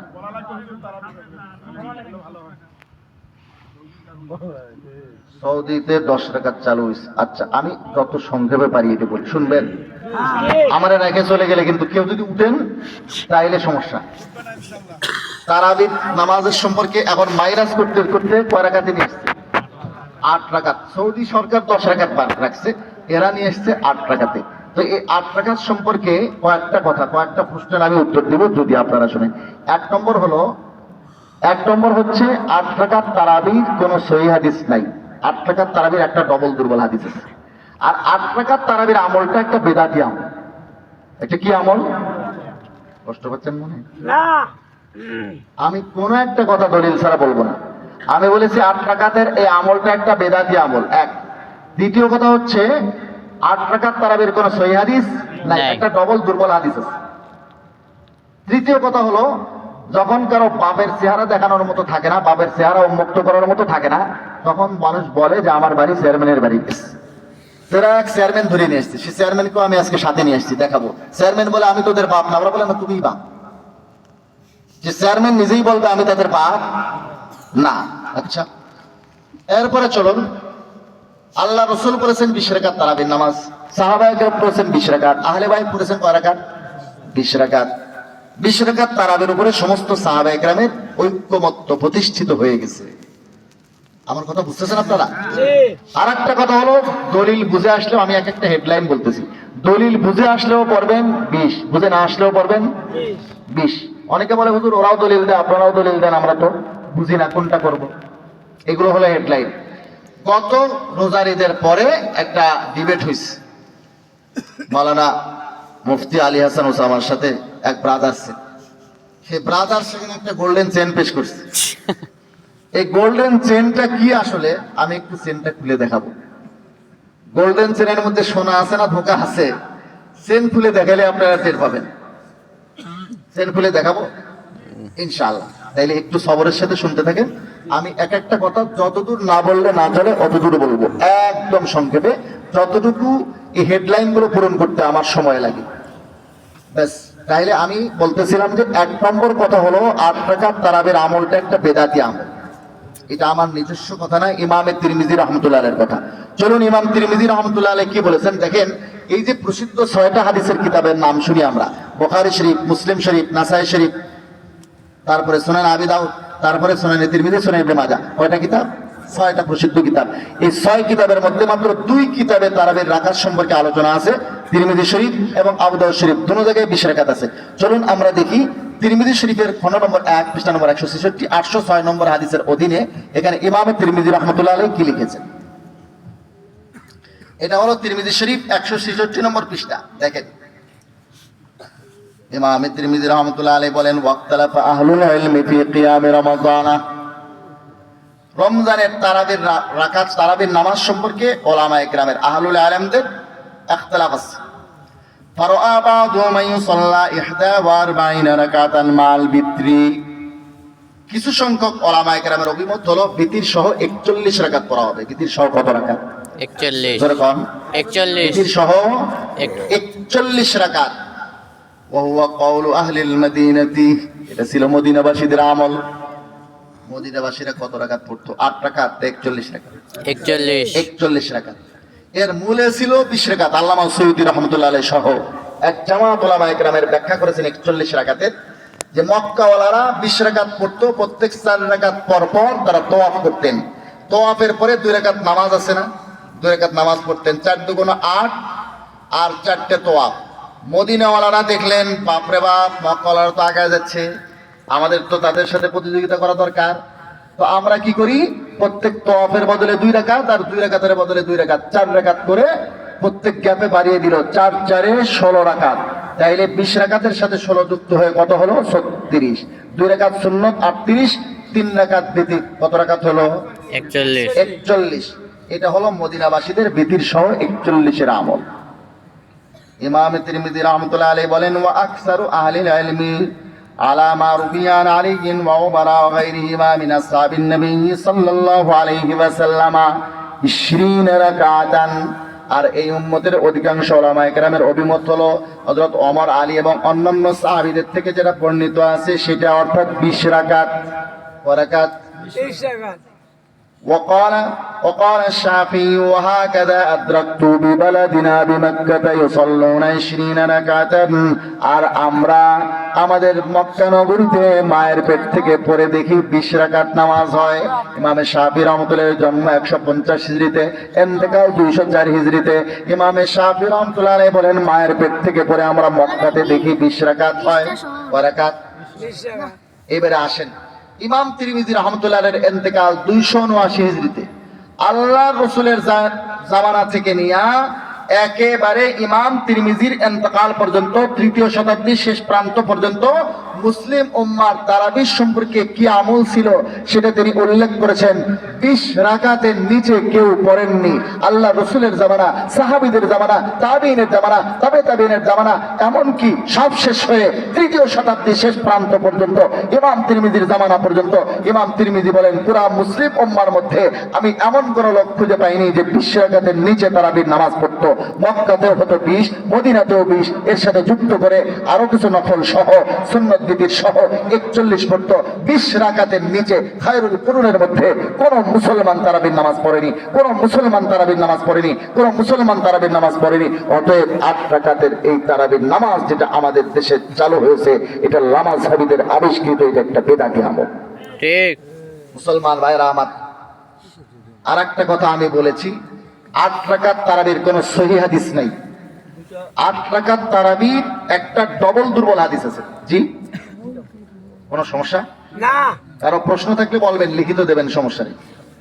সরাসরি আমার সাথে বুঝতে চাইলে আমি তো পরে ইনশাআল্লাহ সময় দিব। আর এখন না, এখন আপনি লিখিত দিতে পারবেন ইনশাআল্লাহ যদি প্রশ্ন থাকে। শুনতে থাকুন, আশা করি প্রশ্ন থাকবেই না। 8 রাকাত তারাবির কোন সহিহ হাদিস নাই, একটা ডবল দুর্বল হাদিস আছে। সিঙ্গেল দুর্বল না ডবল দুর্বল? ডবল দুর্বল। চলুন এটা কোথায় আছে, এটাই আমি বলেছিলাম যে তাদের আসল বাপ চেহারা দেখানোর মতো না, বাপের চেহারা যেহেতু উন্মুক্ত করার মতো না, এজন্য তারা কি করতেছে, তারা একটা চেয়ারম্যানের সাথে যোগাযোগ করে বলে ওই চেয়ারম্যানের বাড়ির কাছে আমার বাড়ি। তো তাদের আসল বাপের চেহারাটা আমি উন্মুক্ত করে দেখাই। আসল দলিলটা আছে সহিহ ইবনে হিব্বানের 6 নম্বর খণ্ডে 290 নম্বর পৃষ্ঠা 2549 নম্বর হাদিসে। চলুন এই হাদিসে কি আছে একটু দেখে নিই। এইটা হলো ইবনে হিব্বান শরীফ 6 নম্বর খণ্ড 290 নম্বর পৃষ্ঠা 2549 নম্বর হাদিস। এখানে আছে হযরত জাবের রাদিয়াল্লাহু তাআলা আনহু থেকে বর্ণিত হাদিস। তিনি বলেন যা উবাই ইবনে কাব ইলান নবী সাল্লাল্লাহু আলাইহি ওয়াসাল্লাম, হযরত উবাই ইবনে কাব আল্লাহর নবীর কাছে আসলেন। ফাকালা ইয়া রাসূলুল্লাহ কানা মিন্নি লাইলাতা শাইউন ফি রমাযান, বলে রমজানে আজকে রাতে আমার থেকে একটা ঘটনা ঘটে গেছে। ক্বালা ওয়া মা যাকা উবাই, উবাই কি ঘটনা ঘটেছে? ক্বালা নিসওয়াতুন ফি দারি কুল্লা, হযরত উবাই বললেন আমার বাড়িতে কিছু মহিলা এসে বললেন ইন্না লা নাকরাউল কুরআন, আমরা তো কোরআন পড়তে জানি না, আপনি ইমামতি করেন, আমরা আপনার পিছনে মুক্তাদি হয়ে ক্বালা ফাসাল্লাইতু বিহিন্না তামানিয়া রাকাতিন, আমি তাদেরকে নিয়ে 8 রাকাত নামাজ পড়াইলাম, সুম্মা আওতারতু, এরপরে বিতির পড়াইলাম। আল্লাহ রাসূল শুনলেন, কোনো মন্তব্য করলেন না। এটা কিন্তু ঘটনা শেষ না, এখানে আসল মূল কথা হচ্ছে যে এই হাদিসের মধ্যে দুইজন দুর্বল রাবী রয়েছেন। কয়জন? একজন হলেন ইয়াকুব কুম্মি। একটু পোস্টমর্টেম রিপোর্ট দেখাবো আপনাদেরকে সংক্ষেপে এই হাদিসের। দেখেন কি অবস্থা। এই হাদিসের মধ্যে একজন রাবী আছেন ইয়াকুব কুম্মি। ইয়াকুব কুম্মি দুর্বল, যার সম্পর্কে ইমাম দারাকুতনি রাহমাতুল্লাহ আলাইহি বলেছেন লাইসা বিল কবি, তিনি মজবুত রাবী নন। আরেকজন রয়েছেন ঈসা ইবনে জারিয়া। ঈসা ইবনে জারিয়া, ঈসা ইবনে জারিয়া, ঈসা ইবনে জারিয়া, এই নামটা মুখস্থ করে নেবেন, কারণ 8 রাকাত তারাবির এমন কোনো হাদিস নেই যে হাদিসের সনদের মধ্যে ঈসা ইবনে জারিয়ার নাম আসবে না। ঈসা ইবনে জারিয়া ছাড়া 8 রাকাত তারাবির কোনো হাদিস আসবে না। এই ঈসা ইবনে জারিয়া কেমন? ইমামে বুখারী রাহমাতুল্লাহ আলাইহি দুর্বল রাবীদের শর্ট লিস্টের একটা কিতাব লিখেছেন, কিতাব দুআফায়ে সাগীর, সেখানে উনি চান্স পেয়ে গেছেন। এক লোক বলে নিজের ছেলের রেজাল্ট দেখতে গেছেন স্কুলের মধ্যে। রেজাল্ট দেখে যখন ফিরে আসছে, ছেলের মা জিজ্ঞাসা করলো ছেলের বাপকে, কেমন রেজাল্ট দেখলা ছেলে? বলে দেখলাম 10 জনের মধ্যে তোমার ছেলের নাম একবারে নোটিশ বোর্ডে 1 নম্বরে টাঙিয়ে দিস। 10 জনের নাম আছে, সেখানে 1 নম্বরে তোমার ছেলের নাম। বলছে বেশ ভালো, তো ফেল করছে কয়জন? বলে ওই লিস্টেই তো আমি দেখে আসছি। সেখানে 10 জনের মধ্যে 1 নম্বরে ছেলের নাম। ইমামে বুখারী রাহমাতুল্লাহ দুর্বল রাবীদের শর্ট লিস্ট করে যে কিতাবটি লিখেছেন, কিতাবুদ দুআফায়ে সাগীর, তার মধ্যে এই 8 রাকাত তারাবির রাবী ঈসা ইবনে জারিয়া চান্স পেয়ে গেছে। শুধু চান্স পান নাই, ইমামে বুখারী রাহমাতুল্লাহ তার সম্পর্কে বলেছেন মুনকারুন। মুনকার কাকে বলে জানেন? যায়ীফ বলিয়া দুর্বল রাবীকে বোঝায়। আর মুনকার বলে যায়ীফ থেকেও মারাত্মক দুর্বল রাবীকে। ইমামে বুখারী রাহমাতুল্লাহ আলাইহি বলেন যাকে আমি মুনকার বলি, তার থেকে আখযে হাদিস গ্রহণ করা আমি বৈধ মনে করি না। তাহলে 8 রাকাত তারাবির রাবী এমন একজন ব্যক্তি যার থেকে ইমাম বুখারী রাহমাতুল্লাহ আলাইহি ফতোয়া মোতাবেক হাদিস নেওয়াই জায়েজ নাই। তাহলে এই হাদিসের মধ্যে 8 রাকাত তারাবির এই হাদিসের মধ্যে কয়জন দুর্বল রাবী? 2 জন দুর্বল রাবী থাকলে সেই হাদিসকে বলে সহিহ হাদিস নাকি ডবল দুর্বল হাদিস? তাহলে 8 রাকাত তারাবির আসল হাদিস যেটা, সেটা ডবল দুর্বল, ডবল দুর্বল, ডবল দুর্বল, সিঙ্গেল দুর্বল হইলেও না হয় চলতো, ডবল দুর্বল হাদিস। যেহেতু পাপ চেহারা দেখানোর মতো না, এজন্য তারা এক চেয়ারম্যান ধরে নিয়ে এসছে। সেই চেয়ারম্যান, আমি আজকে চেয়ারম্যানকেও নিয়ে আসছি সাথে। চেয়ারম্যান সাহেব নিজেই বলবেন যে আসলে সে তাদের বাপ না। চেয়ারম্যান কই আছে? বুখারী শরীফের 1 নম্বর খণ্ডের 154 নম্বর পৃষ্ঠার 1147 নম্বর হাদিস। চেয়ারম্যান কি জন্য নাম দিছি জানেন? আমাদের মাওলানা আব্দুল্লাহ হক্কানী সাহেব হুজুর দামাত বরকাতুহুল আলিয়া, তো হযরত আমাকে বললেন এই 2-4 বছর আগের ঘটনা, করোনার আগে, হঠাৎ করে বলতেছে এই রমজানের 1-2 দিন আগে বাহাসে যেত। কোথায়? এই যে আপনাদের নজিপুরের এই সাইডে, নওগাঁর নজিপুরের এই সাইডে। তো আমি কিতাবপত্র নিয়ে বাইরে হইছি, নওগাঁ পর্যন্ত যাইতে, যেই নওগাঁ পার হয়েছে আমার এলাকার চেয়ারম্যান সাহেব ফোন দিয়েছে, হুজুর উনি তো পালিয়ে গেছেন। 8 রাকাতের পক্ষে লামাসারি যে আলেম বাহাস করার কথা, উনি কি করছেন? পালিয়ে গেছেন, আর আপনার কষ্ট করে আসার দরকার নেই। আমি বললাম আমি আপনার এলাকায় আসতেছি, আপনি নিষেধ করবেন? আপনি এলাকার চেয়ারম্যান কেন? না হুজুর আসেন, দেখা করে যান, যারা আসছে এদের সাথে একটু কথাবার্তা বললেন। যা কথাবার্তা বললাম, বুঝাইলাম আসলে 8 রাকাত তারাবি না 20 রাকাত। চেয়ারম্যান সাহেব আমাকে বলতেছেন হুজুর একটা দলিলের জবাব আপনি আমারে শিখাই দিয়ে যান। তো ওই লামাজাবি মৌলুদে সাইজ করার জন্য আমি নিজেই যথেষ্ট। সুবহানাল্লাহ। তো চেয়ারম্যান সাহেব যে হাদিসের জবাব জানতে চাইছেন, এই সেই হাদিস। বলে হুজুর এটা দিয়ে ওরা ধোঁকা দেয়। কি আছে হাদিসে? চলুন আমরা একটু দেখি শুরু থেকে। আন আবি সালামা ইবনে আব্দুর রহমান আন্নাহু আখবারাহু আন্নাহু সাআলা আয়েশা কাইফা কানাত সালাতু রাসূলিল্লাহি সাল্লাল্লাহু আলাইহি ওয়াসাল্লাম ফি রমাদান। হযরত আবু সালমা নামের তাবিঈ থেকে হাদিস বর্ণিত। আবু সালমা একজন তাবিঈ ছিলেন, পুরুষ না মহিলা? মহিলা। দেখেন আবু সালমা আজ কয়েকদিন থেকে, আবু সালমা বলে মহিলার নাম, আবন মানে বাপ। তো আবু সালমা বাপ, এই উনার একার দোষ না। আজ কয়েকদিন থেকে আমার কপাল এরকম, যেখানেই জিজ্ঞাসা করি বলে আবু সালমা বলে মহিলা। আবু সালামা উনি কি পুরুষ না মহিলা? পুরুষ। আবু সালামা পুরুষ, একজন পুরুষ তাবী। উনি জিজ্ঞাসা করতে গেছেন মা আয়েশা রাদিয়াল্লাহু তাআলা আনহার কাছে, আল্লাহ রাসূল রমজানে কিভাবে ইবাদত করতেন। আচ্ছা, রাকাত সম্পর্কেও জিজ্ঞেস করতে যান নাই, কিভাবে ইবাদত করতেন সেটা সম্পর্কে জিজ্ঞেস করতে গেছেন। উনি তারাবি সম্পর্কে জিজ্ঞেস করতেই যান নাই। এক নম্বর কথা কেন? কারণ আবু সালামা পুরুষ সাহাবী, যদি তারাবি সম্পর্কে জিজ্ঞাসা করার ইচ্ছা হতো পুরুষ সাহাবীদের কাছে এর সমাধান ছিল। যেহেতু আল্লাহ রসুল 3 দিন বা 2 দিন যে জামাত করে তারাবির নামাজ পড়েছেন, বাড়িতে বিবিদেরকে নিয়ে না মসজিদে পুরুষ সাহাবীদেরকে নিয়ে, মসজিদে পুরুষ সাহেব মসজিদে পুরুষ সাহাবীদেরকে নিয়ে জামাতে নামাজ পড়েছেন। যদি আবু সালামার তারাবি সম্পর্কে জানার ইচ্ছা থাকতো, যে কোনো পুরুষ সাহাবীকে জিজ্ঞাসা করলে সমাধান পেয়ে যেতেন। হযরত আবু হুরায়রা জিন্দা ছিলেন, কারণ হযরতে আয়েশার জানাজা পড়িয়েছেন কে? হযরতে আবু হুরায়রা। আবু হুরায়রা জিন্দা ছিলেন, পুরুষ সাহাবীরা 110 হিজরি পর্যন্ত জিন্দা ছিলেন, কিন্তু তিনি তা জিজ্ঞাসা না করে মা আয়েশার কাছে গেছেন জিজ্ঞাসা করতে। ওই নামাজ সম্পর্কে জিজ্ঞাসা করতে গেছেন, যেই নামাজটা আল্লাহ রসুল বাড়িতে নীরবে নিভৃতে একাকী পড়তেন। বিবিদের কাছে জানা আছে, মা আয়েশার কাছে সেটা জানা আছে, পুরুষ সাহাবীদের কাছে তার সমাধান নাই। সেটা জানার জন্য গেছেন মা আয়েশার কাছে। তারাবির সম্পর্কে জানতে চাইলে পুরুষ সাহাবীদের কাছে সমাধান পেয়ে যেতেন। কথা ঠিক কিনা?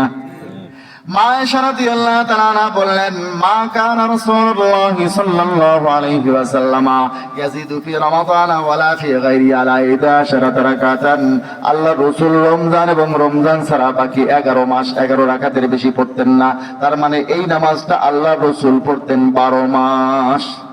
কখন পড়তেন? 12 মাস। 12 মাস পড়তেন। 12 মাস বুঝি তারাবি পড়ে? তাহলে এটা কি তারাবির হাদিস না তাহাজ্জুদের? তাহাজ্জুদের। আপনারা বুঝতেছেন, লামাজাবিরা বুঝে না। এরপরে তৃতীয় পয়েন্ট, বড় গুরুত্বপূর্ণ পয়েন্ট, এটা মনে রাখবেন মুসলমান ভাইরা আমার। হযরতে আয়েশা সিদ্দিকা ইন্তেকাল করেছেন কত হিজরিতে? বলেন না, কত হিজরিতে? হযরত আয়েশা সিদ্দিকা ইন্তেকাল করেছেন 58 হিজরিতে। হযরত ওমর রাদিয়াল্লাহু তাআলা আনহু 20 রাকাত তারাবির জামাত মসজিদে নববীতে উবাই ইবনে কাবকে ইমাম বানিয়ে এক জামাত কায়েম করেছেন 20 রাকাত তারাবির। কত হিজরিতে?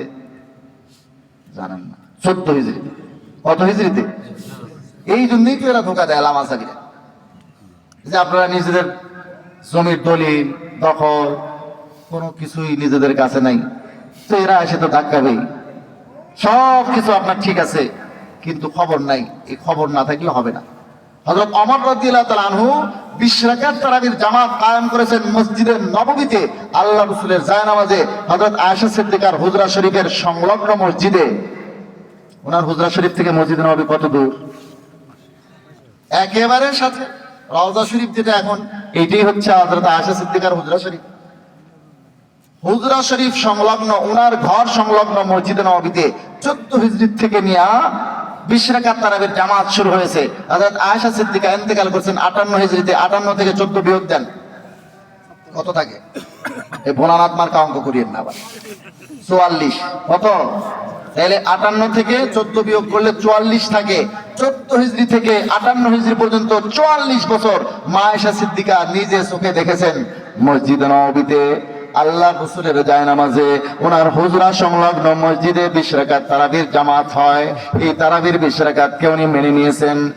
হযরত আয়েশা সিদ্দিকার কল্পনায় কোনোদিন আসে নাই, ওনার দিলের মধ্যেও কোনোদিন এরকম চিন্তা ভাবনা খেয়াল আসে নাই যে উনার এই হাদিস থেকে 8 রাকাত তারাবির দলিল দেওয়া যায়। উনার এই হাদিস থেকে 8 রাকাত তারাবি প্রমাণ হয়। 8 রাকাত তারাবির দলিল এই হাদিস থেকে দেওয়া যায়। এই হাদিসকে 20 রাকাতের বিরুদ্ধে পেশ করা যায়। মা আয়েশা সিদ্দিকা কোনোদিন কল্পনাও করেন নাই, জীবনে কোনোদিন একবারের জন্য বলেন নাই। 14 থেকে 58, 44 বছর। ওগো নবীর সাহাবীরা, আপনারা যে 20 রাকাত তারাবি পড়েন, আমার কাছে তো 8 রাকাত তারাবির একটা টন্ডনা সহিহ হাদিস আছে। আপনারা কেন 20 রাকাত পড়েন? মা আয়েশা বলছেন কোনোদিন? বলেন নাই। বরং 44 বছর দেখেছেন 20 রাকাত তারাবির জামাত হয়। মা আয়েশা সিদ্দিকার কল্পনায় কোনোদিন আসে নাই ওনার হাদিস দ্বারা 8 রাকাত তারাবির দলিল হয়। 20 রাকাতের বিরুদ্ধে ওনার হাদিস থেকে দলিল দেওয়া যায়। ওনার ইন্তেকালের পরে 1400 বছর পরে লামাজাবি শায়েখরা বুঝে গেল ওনার হাদিস থেকে 8 রাকাত তারাবির দলিল দেওয়া যায়। তাদের কাছে জিবরাইল আসলো, মা আয়েশা সিদ্দিকার এই হাদিস উনিও জানতেন, সাহাবীরাও জানতেন। মা আয়েশা সিদ্দিকা 14 থেকে 58 পর্যন্ত 44 বছর দেখলেন ওনার হুজরা সংলগ্ন মসজিদে সকলেই 20 রাকাত তারাবি পড়ে।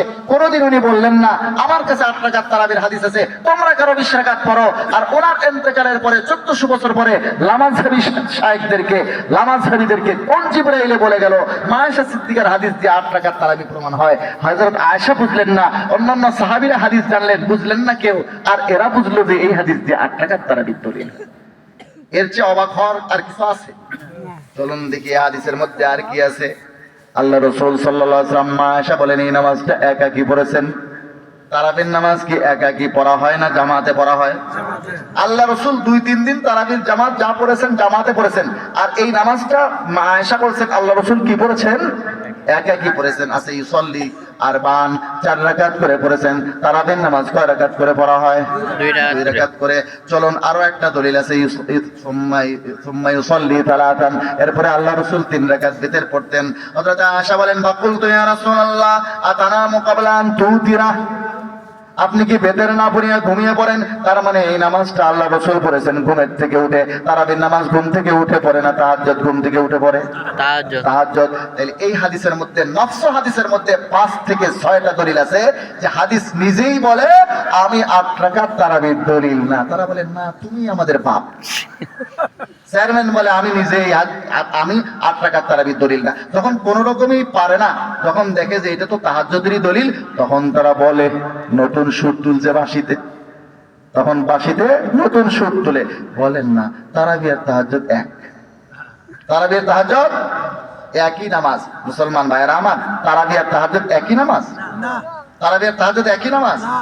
এক লোক বলে একটু বখিল টাইপের ছিল, গোস্ত কিনেই না। একবার শখ করে গরুর গোস্ত কিনছে 1 কেজি। তোর বউ রান্না করতেছে, রান্না করতে করতে রান্না যখন শেষ, চিন্তা করে দেখলো একটু চাইকে দেখি, গোস্ত তো কিনেই না স্বামী। চাইতে চাইতে 1 কেজি গোস্ত খাইয়া ফেলছে। এখন চিন্তা করছে গোস্ত তো খাইলাম, আসলে আমি কি দিয়ে বুঝ দেবো? তো যাই হোক একটা বুদ্ধি শুদ্ধি পাকাইছে। তো যখন খাইতে দেয়, এই তরকারি দেয় ওই তরকারি দেয়, গোস্ত আর দেয় না। বলে গোস্ত না কিনলাম আজকে, গোস্ত কোথায়? বলে আপনি বিশ্বাস করেন আর না করেন, আমাদের বাড়ির বিড়ালটা আছে না, বিড়াল সব গোস্ত খাইয়া ফেলছে। লোকটা একটু রসিকও ছিল, বাড়ির তো এরকম পাল্লা পাথর থাকেই। তো 1 কেজি ওজনের একটা পাথর নিয়ে এক পাল্লায় তুলে দিছে, বিড়ালটাকে তুলে দিছে আর এক পাল্লায়। দেখে সমান সমান ওজন। এখন তার কথা হলো এটা যদি বিড়ালের ওজন হয় তাহলে গোস্ত কই? গোস্তটা 1 কেজি ছিল, এখন তো সমান সমান 1 কেজি। এটা যদি বিড়ালের ওজন হয় গোস্ত, তাহলে গোস্ত কই? আর যদি এটা গোস্তের ওজন হয় তাহলে বিড়াল কই? মুসলমান ভাইরা আমার, তাহাজ্জুদ আর তারাবি দুটো এক নামাজ না আলাদা? তাহাজ্জুদের নামাজ আছে ইসলামের শুরু থেকে। তাহাজ্জুদের নামাজ ইসলামের শুরু থেকে আছে। তারাবির নামাজ আসছে 2 হিজরিতে, রমজানের রোজা ফরজ হওয়ার পর। এটা একই নামাজ? একটা ইসলামের শুরু থেকে আছে, আর একটা আসলো 2 হিজরিতে, রমজানের রোজা ফরজ হওয়ার পরে। 2 নামাজকে একই নামাজ যে বলবে তাকে আর দেরি না করে পাবনা মেন্টালে মস্তিষ্কের চিকিৎসার জন্য পাঠানো। ঠিক। তারাবির নামাজ আসছে সুন্নতের দ্বারা। আল্লাহর হাবিব বলেছেন কাতাবাল্লাহু আলাইকুম ফীহি সিয়ামাহু, আল্লাহ তাআলা এই রমজান মাসে তোমাদের উপরে রোজাকে ফরজ করেছেন। ওয়া সানানতু লাকুম কিয়ামাহু, আর আমি রমজানের মধ্যে তারাবির নামাজকে সুন্নত করেছি। তারাবির নামাজ আসছে হাদিস দ্বারা, আর তাহাজ্জুদের নামাজ আসছে কোরআন দ্বারা। ওয়া মিনাল লাইলি ফাতাহাজ্জাদ বিহি নাফিলাতাল লাক। তাহাজ্জুদের নামাজ কিসের দ্বারা আসছে? কোরআন দ্বারা। আর তারাবির নামাজ হাদিস দ্বারা। 2 নামাজ এক। এরকম কমপক্ষে 10টা পার্থক্য আছে তারাবি আর তাহাজ্জুদের। দুইটার মধ্যে অনেক পার্থক্য। তারপরেও বলে 2 নামাজ একই। এক মেয়ের বলে বিয়ে হয়েছে, তো বিয়ে হওয়ার পরে পরের দিন থালা বাসন মাজতে গেছে। থালা বাসন মাজতে যায় আশপাশে শাশুড়ি টাশুড়ি এরা সব আত্মীয় স্বজন আছে। এই বেচারির একটু পিছন দিয়ে বাতাস বাইরে হয়েছে। তো বাতাস বাইর হওয়ার জন্য একটু আওয়াজ হয়েছে। এখন করছে কি, এটাকে দূর করার জন্য চিন্তা করছে এরকম ধারণা কেউ যেন না করে যে আমি বাতাস বাইর করছি। থালা বাসনগুলোর মধ্যে খালি আঙ্গুল দিয়ে চাপ দেয়, শব্দ হয়। শাশুড়ি বলতেছে বৌমা বহুত পার্থক্য আছে, বহুত পার্থক্য আছে, দুইটার মধ্যে বহুত পার্থক্য আছে। 2 নামাজকে এক নামাজ বলা। যারা তারাবি আর তাহাজ্জুদকে এক বলে, বুঝবেন তারা আসলে মূলত তারাবিকে অস্বীকার করতেছে।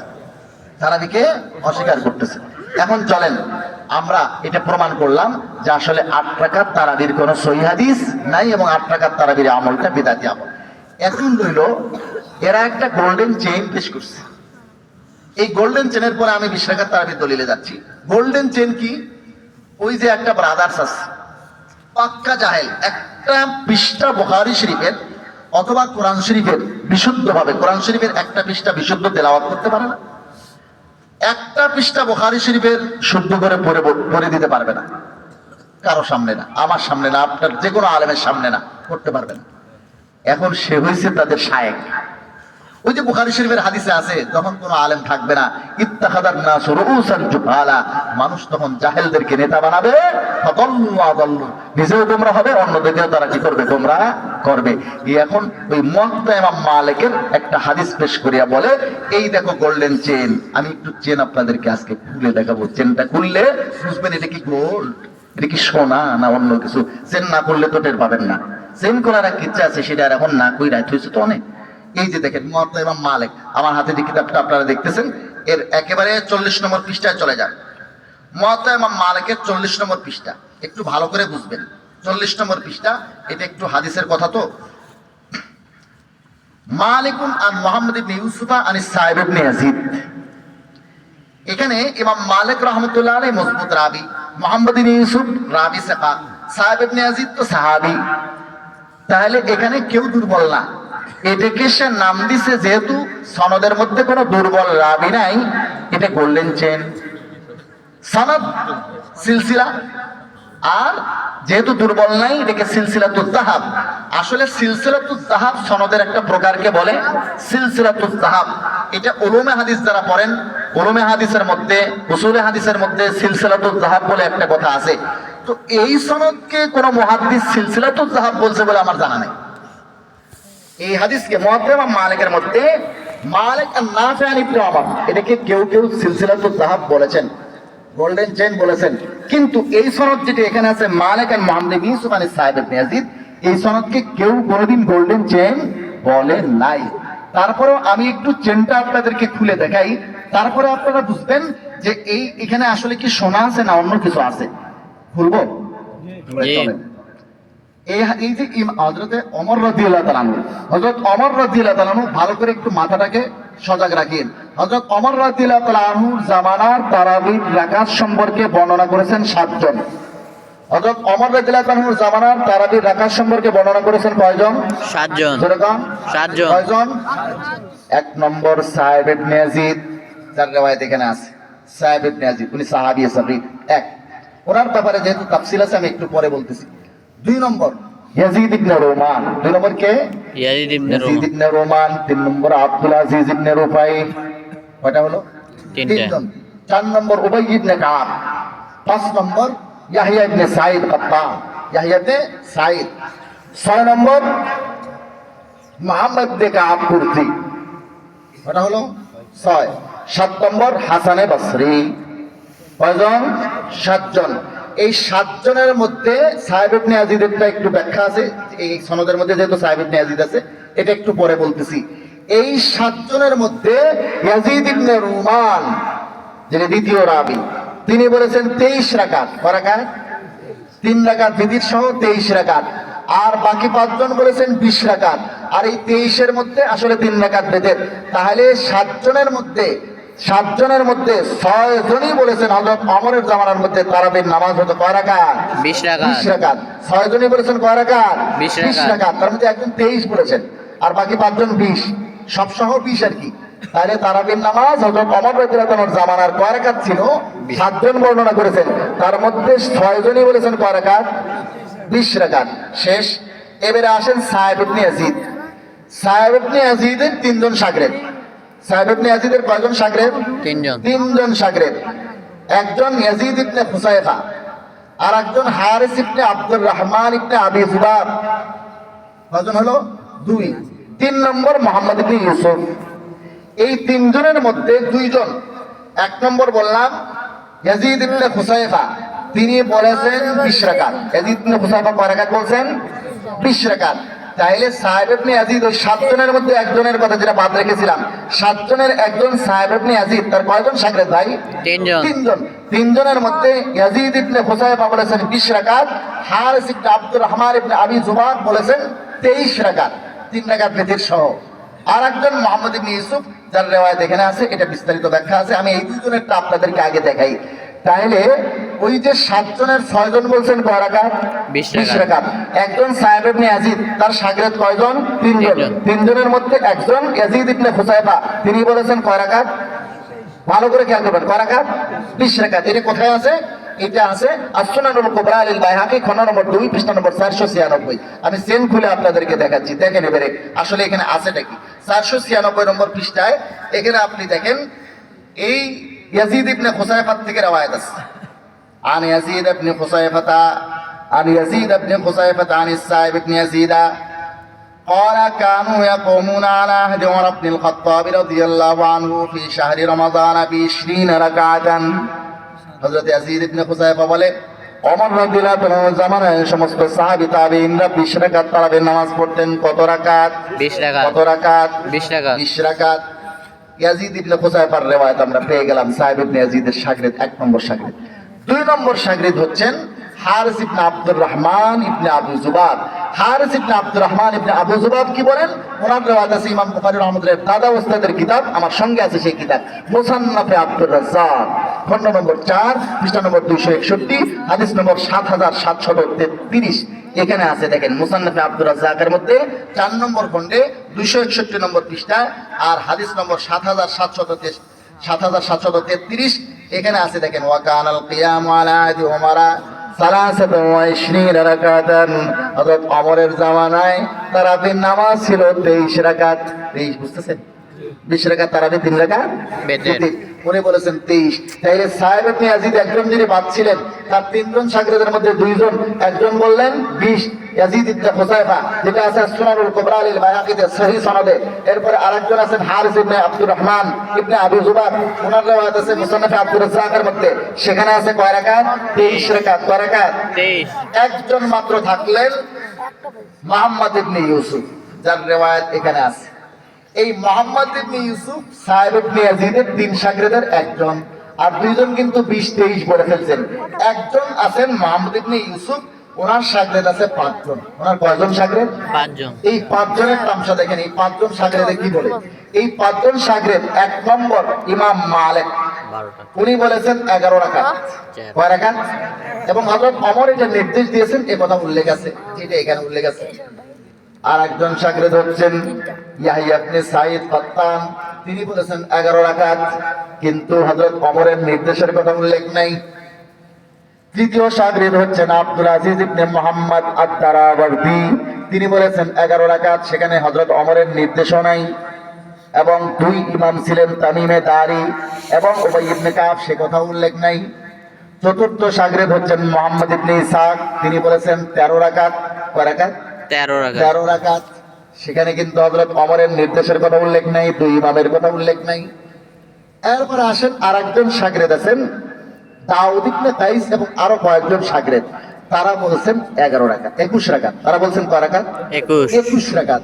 তাইলে 3 শাগির্দের 2 জন তো 20 রাকাত বলে ফেলছেন, একজনের 5 শাগির্দ, তার একজন বলল 11 রাকাত, হযরত ওমরের নির্দেশের কথা উল্লেখ করেছেন, কিন্তু এটা আমল করা হয়েছে সে কথা উল্লেখ নাই, এটা যে পড়া হয়েছে সে কথা উল্লেখ নাই। আরেকজন শাগির্দ ইয়াহইয়া ইবনে সাঈদ, তিনি বললেন 11 রাকাত, সেখানে হযরত ওমরের নির্দেশের কথা উল্লেখ নাই। আরেকজন আছেন আব্দুল আজিজ ইবনে মুহাম্মদ দারাওয়ার্দী, তিনি বললেন 11 রাকাত, হযরত ওমরের নির্দেশের কথাও নাই। 2 ইমাম তামিমে দারি উবাই ইবনে কাবের কথা উল্লেখ নাই। আরেকজন আছেন মুহাম্মদ ইবনে ইসহাক, তিনি বললেন 13 রাকাত, হযরত ওমরের নির্দেশের কথা উল্লেখ নাই। 2 ইমাম ছিল, সেটা উল্লেখ নাই। আরেকজন শাগির্দ দাউদ ইবনে কাইস এবং তার সাথে আরো কয়েকজন শাগির্দ আছেন, তারা বললেন 21 রাকাত। এই যে বিভিন্ন মুখী বর্ণনা, সেখানে আবার হযরতে ওমরের নির্দেশের কথা আছে, কিন্তু রাকাত সংখ্যা আছে 21। রাকাত সংখ্যা আছে কত? 21। তো এখন আসেন মুহাম্মদ ইবনে ইউসুফ, যার রিওয়ায়াতের কথা এখানে উল্লেখ করা হয়েছে, যার রিওয়ায়াতের মধ্যে এখানে কি করা হয়েছে, এখানে উল্লেখ করে গোল্ডেন চেইন দাবি করা হচ্ছে। সেই চেইনটা খুলে দেখলাম এখানে আবল তাবল অবস্থা, এক একজন এক এক রকম কথা বলছেন। তার মধ্যে মতনের মধ্যে এক এক রকম কথা, এটাকে বলা হয় হাদিসের পরিভাষায় ইসতিরাব। ইসতিরাব মানে নড়াচড়া করা, ইসতিরাব মানে মুখতালিফ হওয়া, ইসতিরাব মানে বিভিন্নমুখী হওয়া। এখানে সিদ্ধান্ত নেওয়া মুশকিল। এই জন্য মুস্তারিব হাদিস যেটা আছে, সেই হাদিসের মধ্যে ইসতিরাবের কারণে হাদিস হয়ে যায় দুর্বল, হাদিস হয়ে যায় যায়েফ, হাদিস হয়ে যায় যায়েফ, হাদিস হয়ে যায় কি যায়েফ। তাহলে এখন আসেন, আমরা চেন খোলার পরে যে অবস্থা দেখলাম, এই হাদিসটা আসলে আমলযোগ্য না। কারণ মুস্তারিব হাদিসের ইসতিরাব যতক্ষণ পর্যন্ত তোলা না যায়, ততক্ষণ পর্যন্ত সেই হাদিস আমলযোগ্য হয় না। তাহলে এই হাদিসটা দুর্বল এবং আমলযোগ্য নয়। চেন খোলার পরে দেখা গেল এখানে শোনা নাই, ধোঁকা। এই জন্য হাফেজ ইবনে আব্দুল বার রাহিমাহুল্লাহ তিনি বলেছেন, জুরকানি শরহুল মুআত্তার 1 নম্বর খণ্ড, সেখানে 215 পৃষ্ঠার মধ্যে লেখা আছে সাফ। হাফেজ ইবনে আব্দুল বার কিন্তু মালিকি মাযহাবের, তিনি বলেছেন এখানে আসলে 20 বলতে একজন রাবী ভুলে 11 বলে ফেলছে, যে এটা হলো ওয়াহমুন। ওয়াহমুন মানে এটা একটা ভুল। একজন রাবী ভুল ক্রমে 20-এর জায়গায় 11 বলছে, সেইটা নিয়ে এরা বগল বাজানো শুরু করছে, ওয়াহ ওয়াহ পাইয়া গেছি, ওরে বাপ রে বাপ দলিল। এটা যে আসলে সিটি গোল্ড অথবা ধোঁকা, এটা শোনা না, এটা বুঝতেছে না, বলতেছে এটা গোল্ডেন চেইন, গোল্ডেন চেইন। কয়েক কারণে এই হাদিস আমলযোগ্য না। 1 নম্বর, এই হাদিসের মধ্যে ইসতিরাব আছে। ইসতিরাব যদি তোলা না যায়, হাদিস আমলযোগ্য হয় না, আর এই হাদিসটা হয়ে যায় দুর্বল। 2 নম্বর কথা হলো, এই হাদিসের রাবী ইমাম মালিক। ইমাম মালিক নিজেই এটার উপর আমল করেন না। বেদায়াতুল মুস্তাহিদ খণ্ড নম্বর 1 পৃষ্ঠা নম্বর 215, এখানে এখানে ইবনে রুশদ মালিকি রাহমাতুল্লাহ আলাইহি লিখেছেন যে ওয়াকালা মালিকুন ফি আহাদি কাওলাইহি, ওয়াক্তার আছে, ওয়াক্তারা মালিকুন ফি আহাদি কাওলাইহি, উনি তার 2 কওলের 1 কওলে বলেন যে তারাবির নামাজ হলো 20 রাকাত। তাইলে ইমাম মালিক তারাবির নামাজ কয় রাকাতের পক্ষে? 20 রাকাত। একটা কথা মনে রাখবেন, হাদিসের একটা মূলনীতি আছে। হাদিস বর্ণনাকারী নিজেই যদি ওই হাদিসের উপরে আমল না করেন, তখন ওই হাদিস আমলযোগ্য হয় না। এর ভিন্ন কোনো ব্যাখ্যা হয়, হাদিস আমলযোগ্য হয় না। কবি নজরুল ইসলাম বলেছেন, টেকো বলে টাক ভালো হয়, আমার তেলে লাগাও মাথে। টেকো বলে টাক ভালো হয়, আমার তেলে লাগাও মাথে। মানে একজন টাকওয়ালা টাকের তেল বিক্রি করতেছে, বিক্রি করতে যায় বলতেছে আমার তেলে টাক ভালো হয়। আচ্ছা, টাক যদি ওর তেলে ভালো হবে, তো ওর মাথায় চুল গজায় না কেন? কাজে বোঝা গেল, টেকো যদি তার টাক ভালো হওয়ার তেল বিক্রি করে, তার তেলে আর যাই হোক আপনার মাথায় চুল গজাবে না, এটা তো বোঝাই যায়। এই জন্য হাদিসের একটা মূলনীতি আছে। হাদিসের বর্ণনাকারী নিজে যদি হাদিসের উপর আমল না করেন, বুঝতে হয় এই হাদিস আমলযোগ্য নয়, এর ভিন্ন কোনো ব্যাখ্যা আছে। চলুন, আর একজন সাহাবী আছেন সাহেব ইবনে ইয়াজিদ, যিনি এই হাদিসের রাবী। সাহেব ইবনে ইয়াজিদ নিজে কয় রাকাত পড়তেন? 20 রাকাত। কয় রাকাত? 20 রাকাত পড়তেন। কোথায় আছে এটা? মারিফাতুস সুনানি ওয়াল আসার লিল বাইহাকি, খণ্ড নম্বর 2 পৃষ্ঠা নম্বর 305। পৃষ্ঠা নম্বর কত? 305। সেখানে সাফ লেখা আছে, উনি বলেন, কুন্না নাকুমু ফি আহাদি ওমরা বি20 রাকাতান, আমরা রমজানে ওমর রাদিয়াল্লাহু তাআলার জামানায় 20 রাকাত তারাবির নামাজ পড়তাম। তাহলে সাহেব ইবনে ইয়াজিদ যার হাদিস দিয়ে আপনি দলিল দিচ্ছেন, তিনি নিজেই তো এই হাদিসের উপর আমল করতেন না, তিনি তারাবির নামাজ পড়তেন কয় রাকাত? 20 রাকাত। 20 রাকাত। তো হাদিসের রাবী নিজে আমল না করলে বুঝতে হয় এই হাদিস আমলযোগ্য নয়। তাইলে যে গোল্ডেন চেইনটা তারা দেখিয়েছিলেন, এটা কি আসলে গোল্ড না ধোঁকা? ধোঁকা। ধোঁকা। এটা আমলযোগ্য নয়।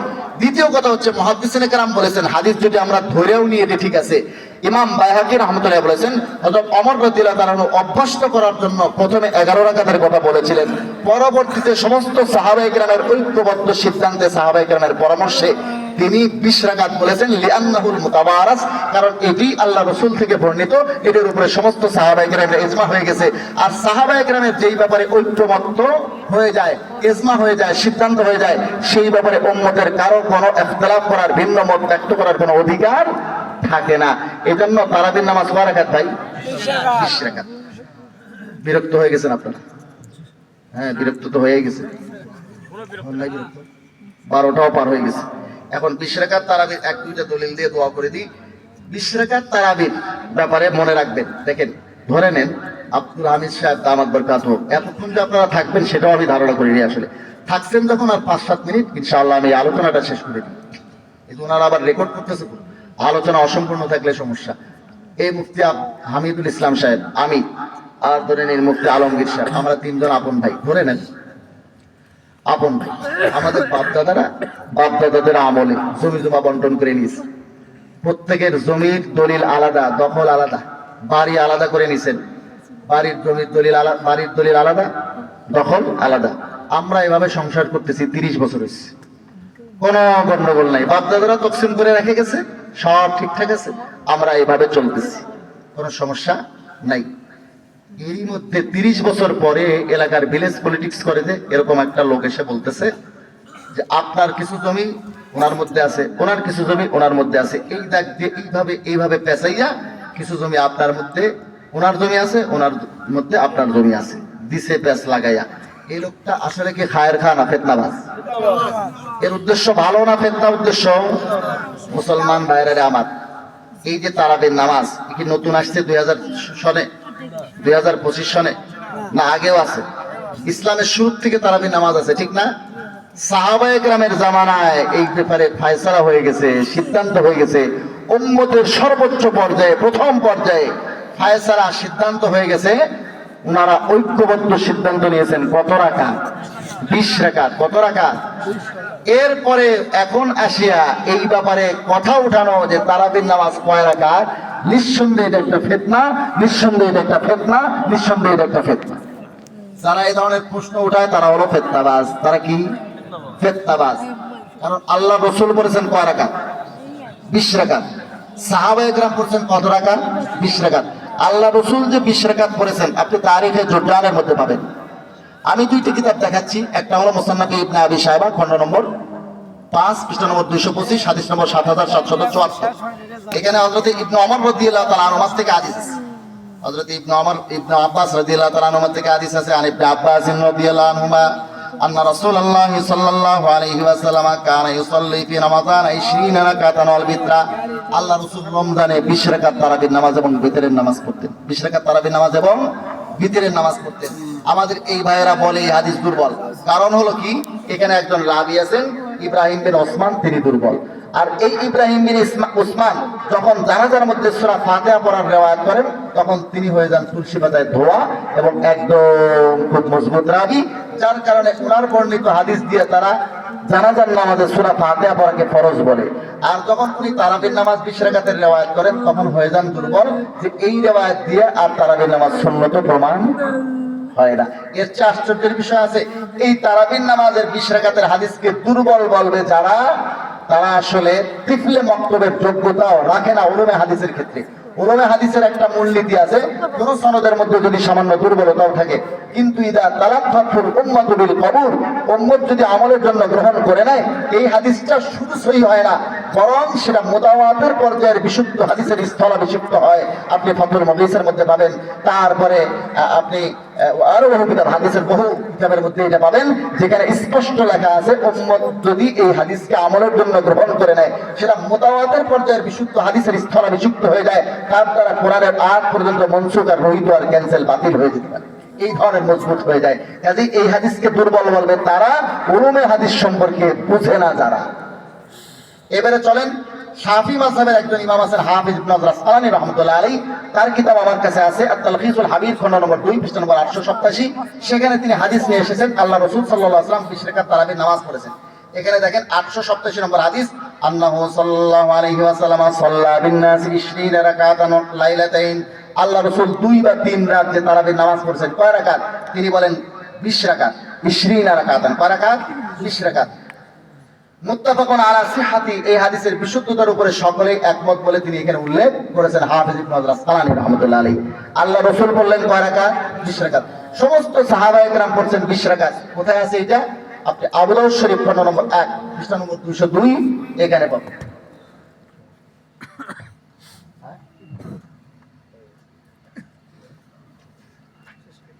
শেষ করে আমরা আলোচনাটা শেষ করে দিই, রেকর্ড হচ্ছে তো, এটা রেকর্ড হয়ে পৌঁছবে ওদের কাছে, তখন যা বলবে যে এটা বলে নাই, ওটা বলে। এটা হলো কি? আবু দাউদ শরীফ, খণ্ড নম্বর 1, পৃষ্ঠা নম্বর 202। সমস্ত সাহাবা একরাম তারাবির নামাজ পড়তেন কয় রাকাত? 20 রাকাত। ওই যে আমি বলছি সিহাসিত্তা বাল কুতুবুস সিতাল মারুফা, এর মধ্যে আপনি পাবেন একমাত্র আবু দাউদ এবং তিরমিজিতে রাকাত সংখ্যা এবং সেখানে কি উল্লেখ আছে। এখানে উল্লেখ আছে দেখেন, আন্না ওমর ইবনুল খাত্তাব রাদিয়াল্লাহু আনহু জামান নাস আলা উবাই ইবনে কাব ফাকানা ইউসাল্লি লাহুম 20 রাকাতান। হযরত ওমর রাদিয়াল্লাহু তাআলা আনহু উবাই ইবনে কাবকে ইমাম বানিয়ে সমস্ত সাহাবী তাবেঈনদেরকে তার পিছনে মুক্তাদি বানিয়েছেন। তিনি নামাজ পড়তেন 20 রাকাত। কয় রাকাত? লামাজ সাবিরা এখন বলা শুরু করছে এই যে 20 রাকাতের কথা এখানে আছে, এটা আসলে দেওবন্দিরা এটা রাকাত করছে, আসলে এটা রাত ছিল। রাত ছিল, এটাকে দেওবন্দিরা কি করছে? আপনি যদি শেষ রাত্রে ওযু করার জন্য তাহাজ্জুদ পড়ার জন্য ওযু করতে গেলেন পুকুর পাড়ে, আর পাশে দেখলেন একজন শীতকাটা চোর চুরি করে এসে হাত দিচ্ছে, সে আপনাকে ভাববে তার মতো শীতকাটা চোর, আর আপনি তাকে ভাববেন তাহাজ্জুদ গুজার। কথা ঠিক না? ওরা যে এই ধরনের করে, এই দেখেন তারা তাওহীদ পাবলিকেশন থেকে যে সহিহুল বুখারী বের করেছে, তাওহীদ পাবলিকেশনসের সহিহুল বুখারীতে তারা 2 নম্বর খণ্ড, যেটা আমার হাতে আপনারা দেখতেছেন, তাওহীদ পাবলিকেশনসের সহিহুল বুখারী 2 নম্বর খণ্ড, আমার হাতে যেটা আছে এটা হলো 6ষ্ঠ প্রকাশ, জানুয়ারি 2013, 6ষ্ঠ প্রকাশ। তার মানে এর আগে আরো 5 বার ছাপছে। 343 নম্বর পৃষ্ঠায় তারা 20 রাকাতের সহিহ একটা হাদিসকে জাল প্রমাণ করার জন্য কি লিখছে দেখেন, ইয়াহইয়া বিন সাঈদ কর্তৃক বর্ণিত কোনো কথাই সত্য নয় বরং প্রত্যাখ্যাত, কারণ সে হলো মিথ্যাবাদী। সে হলো কি? মিথ্যাবাদী। তাইলে 20 রাকাত তারাবির ওই যে হযরতে ওমর রাদিয়াল্লাহু তাআলার জামানাত তারাবির যেই রাকাত সংখ্যা উল্লেখ করেছেন 7 জন, তার মধ্যে একজন ইয়াহইয়া বিন সাঈদ, মুসান্নাফ ইবনে আবি শাইবাতে তার হাদিস আছে, তিনি 20 রাকাতের কথা বলেছেন। তো 20 রাকাতের এই সহিহ হাদিসকে জাল করা লাগতেছে, এজন্য তারা বলছে ইয়াহইয়া বিন সাঈদ হলো মিথ্যাবাদী, তার কোনো কথাই সত্য নয়। কারণ মিথ্যাবাদীর বর্ণিত হাদিস হাদিসের উসুলের দৃষ্টিতে, হাদিসের মূলনীতির দৃষ্টিতে জাল হাদিস হয়। কাজেই 20 রাকাতের হাদিসকে জাল প্রমাণ করার জন্য তারা এখানে লিখলো ইয়াহইয়া বিন সাঈদ মিথ্যাবাদী। ইয়াহইয়া বিন সাঈদ মিথ্যাবাদী। মুসলমান ভাইরা আমার, এখন আসেন ইয়াহইয়া বিন সাঈদ কি আসলেই মিথ্যাবাদী? আমরা একটু দেখি। ইয়াহইয়া বিন সাঈদের সম্পর্কে আপনি পাবেন বুখারী শরীফ 1 নম্বর খণ্ডের 2 নম্বর পৃষ্ঠার 1 নম্বর হাদিসের 3 নম্বর রাবি। উনি একেবারে বুখারী শরীফের প্রথম হাদিসটাই যদি খুলেন, ওয়াবিহি ক্বালা হাদাসানা হুমায়দি ক্বালা হাদাসানা সুফিয়ান ক্বালা হাদাসানা ইয়াহইয়া ইবনে সাঈদ আল আনসারী। ওই ইয়াহইয়া বিন সাঈদ আনসারী যাকে তারা বলল মিথ্যাবাদী, উনি বলেন আমি বুখারী শরীফের 1 নম্বর হাদিসের 3 নম্বর রাবি। এবারে বলুন তো দেখি, উনি যদি মিথ্যাবাদী হয় তাহলে বুখারী শরীফের প্রথম হাদিসটাই জাল হয় কিনা? বুখারী শরীফের বুনিয়াদটাই জাল হয়, তো বুখারী শরীফের বুনিয়াদি কি জাল? আর ওনার অনেক রওয়ায়াত আছে, তাইলে তো বুখারী শরীফে জাল হাদিস সরাসরি হয়ে যাবে, অথচ বুখারী শরীফে কোনো জাল হাদিস নাই।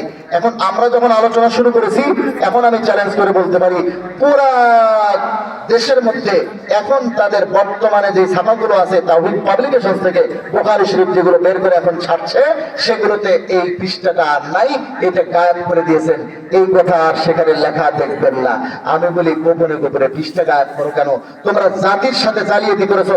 একটা মানুষের, একটা মুসলমানের আস্থার কেন্দ্রবিন্দু হলো কোরআন শরীফের পরে বুখারী শরীফ, কথা ঠিক না? সেই বুখারী শরীফ নিয়ে যদি কেউ জালিয়াতি করে, তাহলে এটা কত বড় মারাত্মক কথা। তোমরা জাতির সাথে গাদ্দারি করেছো, প্রতারণা করেছো। কাজে জাতির সামনে প্রকাশ্যে ক্ষমা চাওয়া উচিত যে বুখারী শরীফের কি বলে, আমরা 20 রাকাত তারাবির একটা সহিহ হাদিসকে জাল প্রমাণ করার জন্য জালিয়াতি করেছি। এই কথাটা 20 রাকাতের সহিহ হাদিসকে জাল প্রমাণ করার জন্য যে তোমরা জালিয়াতি করেছো, জাতির সাথে প্রতারণা করেছো, এই কথাটা প্রকাশ্যে বলে ঘোষণা দিয়ে ক্ষমা চাওয়া উচিত, ঠিক না?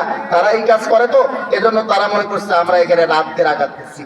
তো আমি দেওবন্দ মাদ্রাসার প্রতিষ্ঠাতাদের 14 গোষ্ঠীরও যখন জন্ম হয়নি, তখনকার একজন লেখকের কিতাব দেখাই, তার সামনে যে আবু দাউদ শরীফ তিনি পেয়েছেন, সেখানে রাকাত ছিল না রাত ছিল, তিনি কি লিখেছেন দেখি।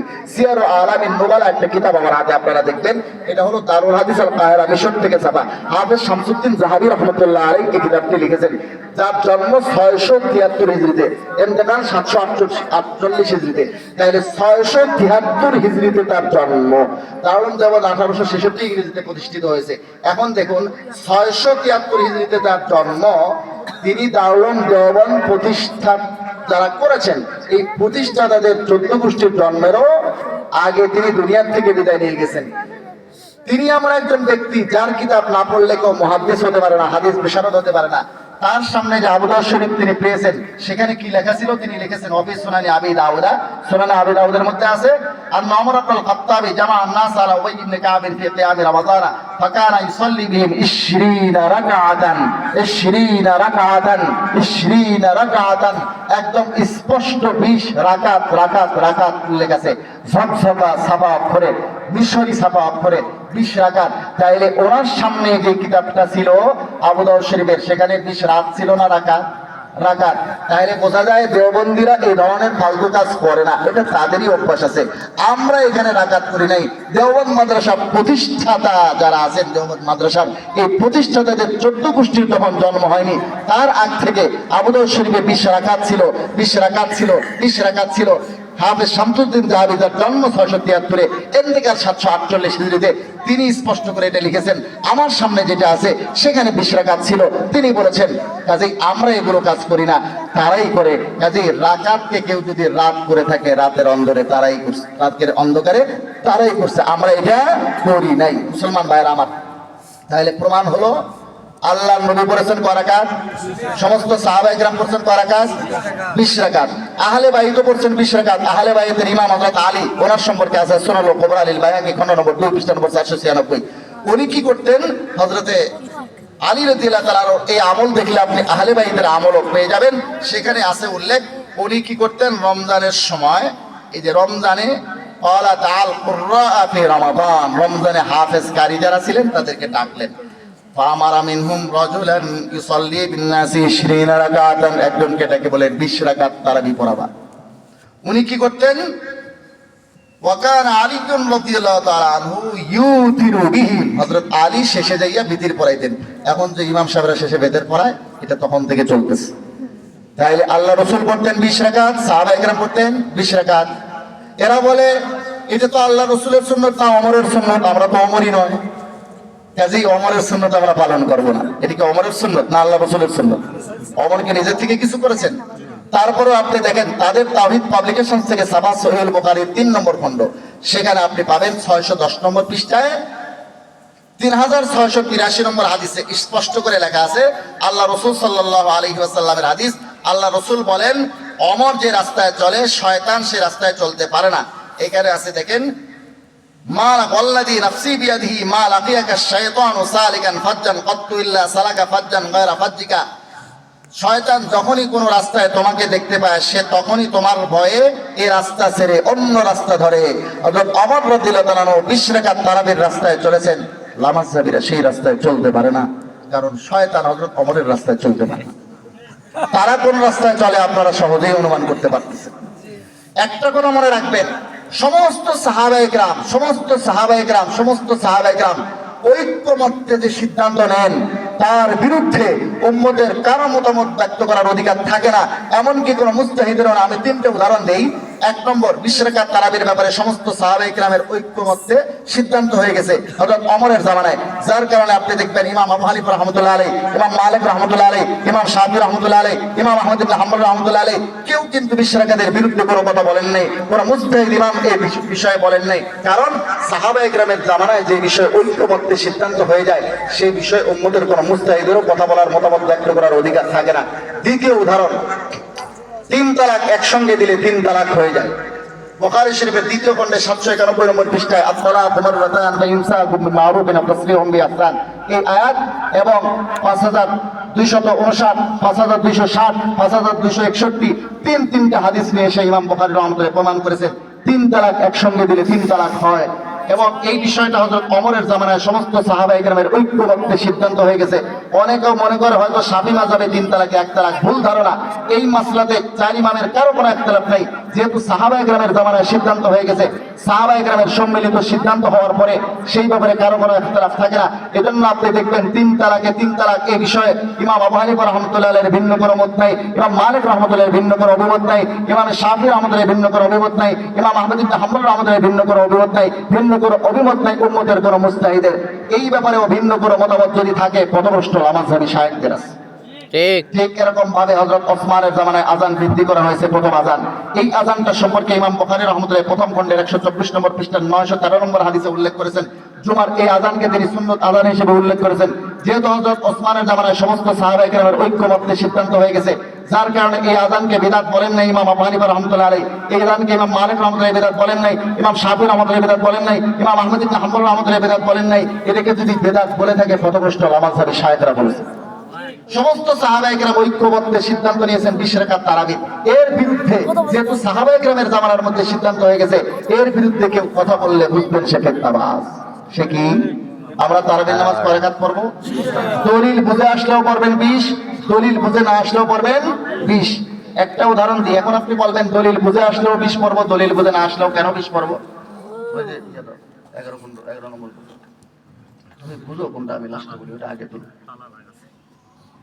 দেখেন, আপনি ঢাকা যাবেন, আমাদের মুফতি হামিদুল ইসলাম সাহেবকে বললেন আমি ঢাকা যাব, টিকিটের দাম কত?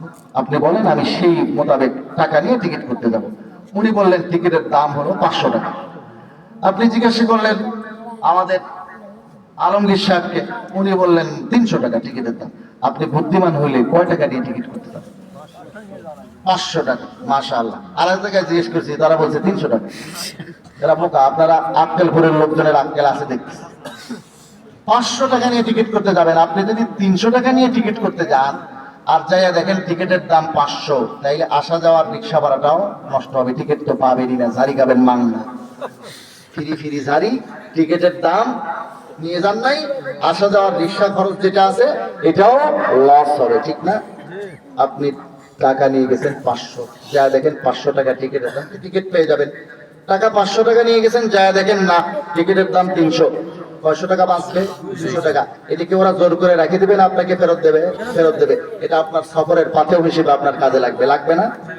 আপনি তারাবির নামাজ নিয়ে গেছেন 8 রাকাত, আল্লাহ তাআলা বললেন এই বেকু তারাবির নামাজ তো 20 রাকাত দিছে আমি, আল্লাহর নবী পড়ছেন 20 রাকাত, সাহাবায়ে কেরাম পড়ছেন 20 রাকাত, হযরত আলী আহলে বাইত সকলেই পড়ছেন 20 রাকাত। আল্লাহর নবী যে সাহাবীদেরকে জান্নাতের সুসংবাদ দিয়েছেন, হযরত ওমরকে জান্নাতের সুসংবাদ দিয়েছেন, তিনি পড়ছেন 20 রাকাত। হযরত ওসমানকে জান্নাতের সুসংবাদ দিয়েছেন, তিনি পড়ছেন 20 রাকাত। হযরত আলীকে জান্নাতের সুসংবাদ দিয়েছেন, তিনি পড়ছেন 20 রাকাত। হযরত হুসাইনকে জান্নাতের যুবকদের সর্দার বলেছেন, তিনি পড়ছেন 20 রাকাত। তুই কোন বেকু 8 রাকাত নিয়ে আসছিস, আর 12 রাকাত পুরাই দে। এই যে 12 রাকাত সুন্নতে মুআক্কাদা তরক করার গুনাহ হবে, সেদিন নবীরা পর্যন্ত ইয়া নাফসি বলতে থাকবে। এই শায়েখদেরকে যারা আমাদের নামাজ চুরি শিক্ষা দেয়, তাদেরকে খুঁজে পাবেন এই 12 রাকাত পুরাই দেওয়ার জন্য? যদি আল্লাহ তাআলা বলেন 20 রাকাতের মধ্যে 8 রাকাত নিয়ে আসছো আর 12 রাকাত পুরাই দাও, কোনো ব্যবস্থা হবে না।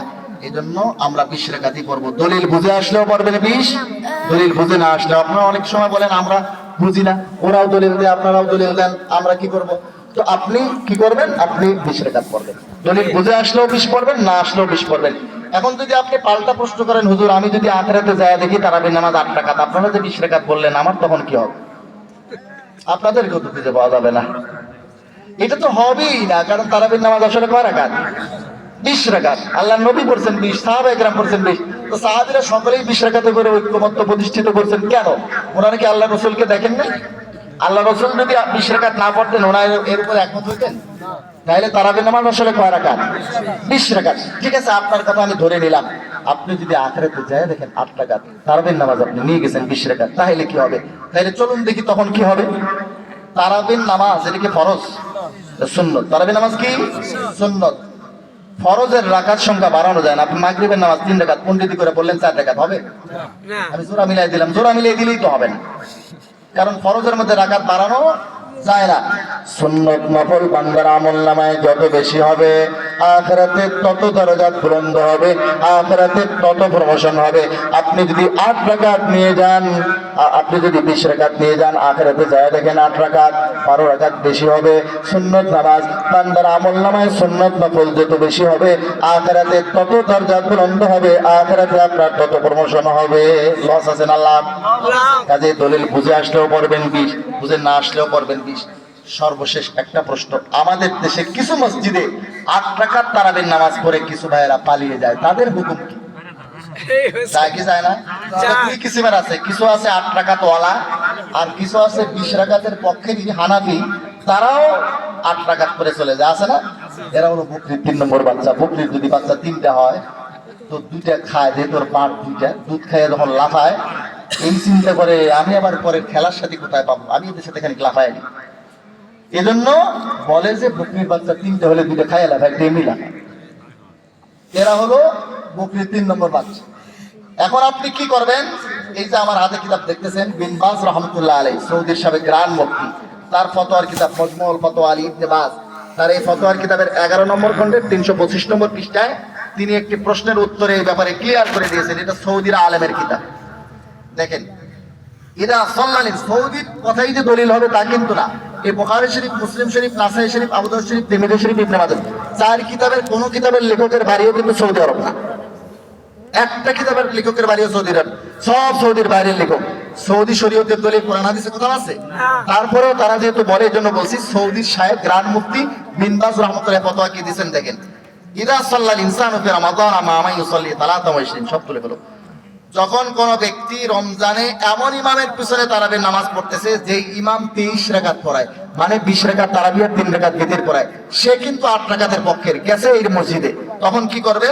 ওয়াক্তাফা বিহাদা 10 রাকাতান, সে যদি 8 3 11 রাকাতের উপরে যথেষ্ট করে শেষ পর্যন্ত না থাকে, ওয়ালাম ইতিম্মা মাল ইমাম, ইমামের সঙ্গে শেষ পর্যন্ত না থাকে, ফাল ফেলহু আদা মুআফিকুন লিসুন্নাহ, তার কাজটা এটা সুন্নাহ আর হাদিস অনুযায়ী ঠিক হবে না হাদিস সুন্নাহ বিরোধী আমল হবে। বিন বাজ রাহমাতুল্লাহ আলাইহি সাহেব বলেছেন, as-সুন্নাতু ওয়াল ইতমামু মাল ইমাম, ভাই এটা হলো সুন্নাহ বিরোধী আমল, হাদিস বিরোধী আমল। সুন্নাহর তাকাদা, হাদিসের তাকাদা হলো আল্লাহর রাসূল উৎসাহিত করেছেন ইমামের সাথে শেষ পর্যন্ত থাকতে, আপনি চলে আসলে হাদিস বিরোধী হবে, সুন্নাহ বিরোধী হবে। as-সুন্নাতু ওয়াল ইতমামু মাল ইমাম, সুন্নাত হলো ইমামের সঙ্গে শেষ পর্যন্ত থাকা। ওয়ালাউ সাল্লা 23 রাকাতান, যদিও ওয়ালাউ সাল্লা 23, যদিও তিনি 23 রাকাত পড়ো, আপনি 8 রাকাতের পক্ষে। বিন বাজকে জানেন? বিন বাজ ওই শায়েখ যিনি 8 20 দুটিরই ইখতিয়ার দিতেন, কিন্তু সেই শায়েখ নিজেই বলতেছেন যদি 8 রাকাতের পক্ষেরও আপনি হন আর 20 রাকাতের ইমামের পেছনে দাঁড়ান, তাইলে আপনি ওই ইমামের পিছনে 23 রাকাত কমপ্লিট করে আসতে হবে, এর আগে আসতে পারবেন না। যদি আসেন এটা সুন্নাহ বিরোধী আমল, হাদিস বিরোধী আমল। কেন? তিনি হাদিস দিয়ে দলিল দিয়েছেন, যেটা তিরমিজি শরীফের 734 নম্বর হাদিসে পাবেন, মান কামা মাল ইমামি হাত্তা ইয়ানসারিফা, আল্লাহ রাসূল বলেছেন যে ব্যক্তি ইমামের সঙ্গে দাঁড়ালো এবং শেষ পর্যন্ত থাকলো, কাতাবাল্লাহু লাহু কিয়ামা লাইলাতিন, আল্লাহ তাআলা তার আমলনামায় সারা রাত ইবাদত করার সওয়াব লিখবেন। আপনি যখন চলে আসলেন, আল্লাহ রাসূলের এই হাদিসের বিরোধী হয়ে গেল। কাজেই হাদিস বিরোধী আমল করে কোনোদিন আহলে হাদিস হওয়া যায় না। আল ফিতনাতু আকবার মিনাল কাতল, আপনি মসজিদগুলোর চেহারা দেখেন, 8 রাকাত পরে যখন চলে যায় মানুষ, কিরকম একটা বিভীষিকা অবস্থা হয়, ঠিক না? একটা ফিতনার হালত হয়। কাজেই আপনি 8 রাকাত পড়বেন, ঘরে আপনার বউকে নিয়ে পড়বেন, যেখানে 8 রাকাতের জামাত হয় সেখানে যান।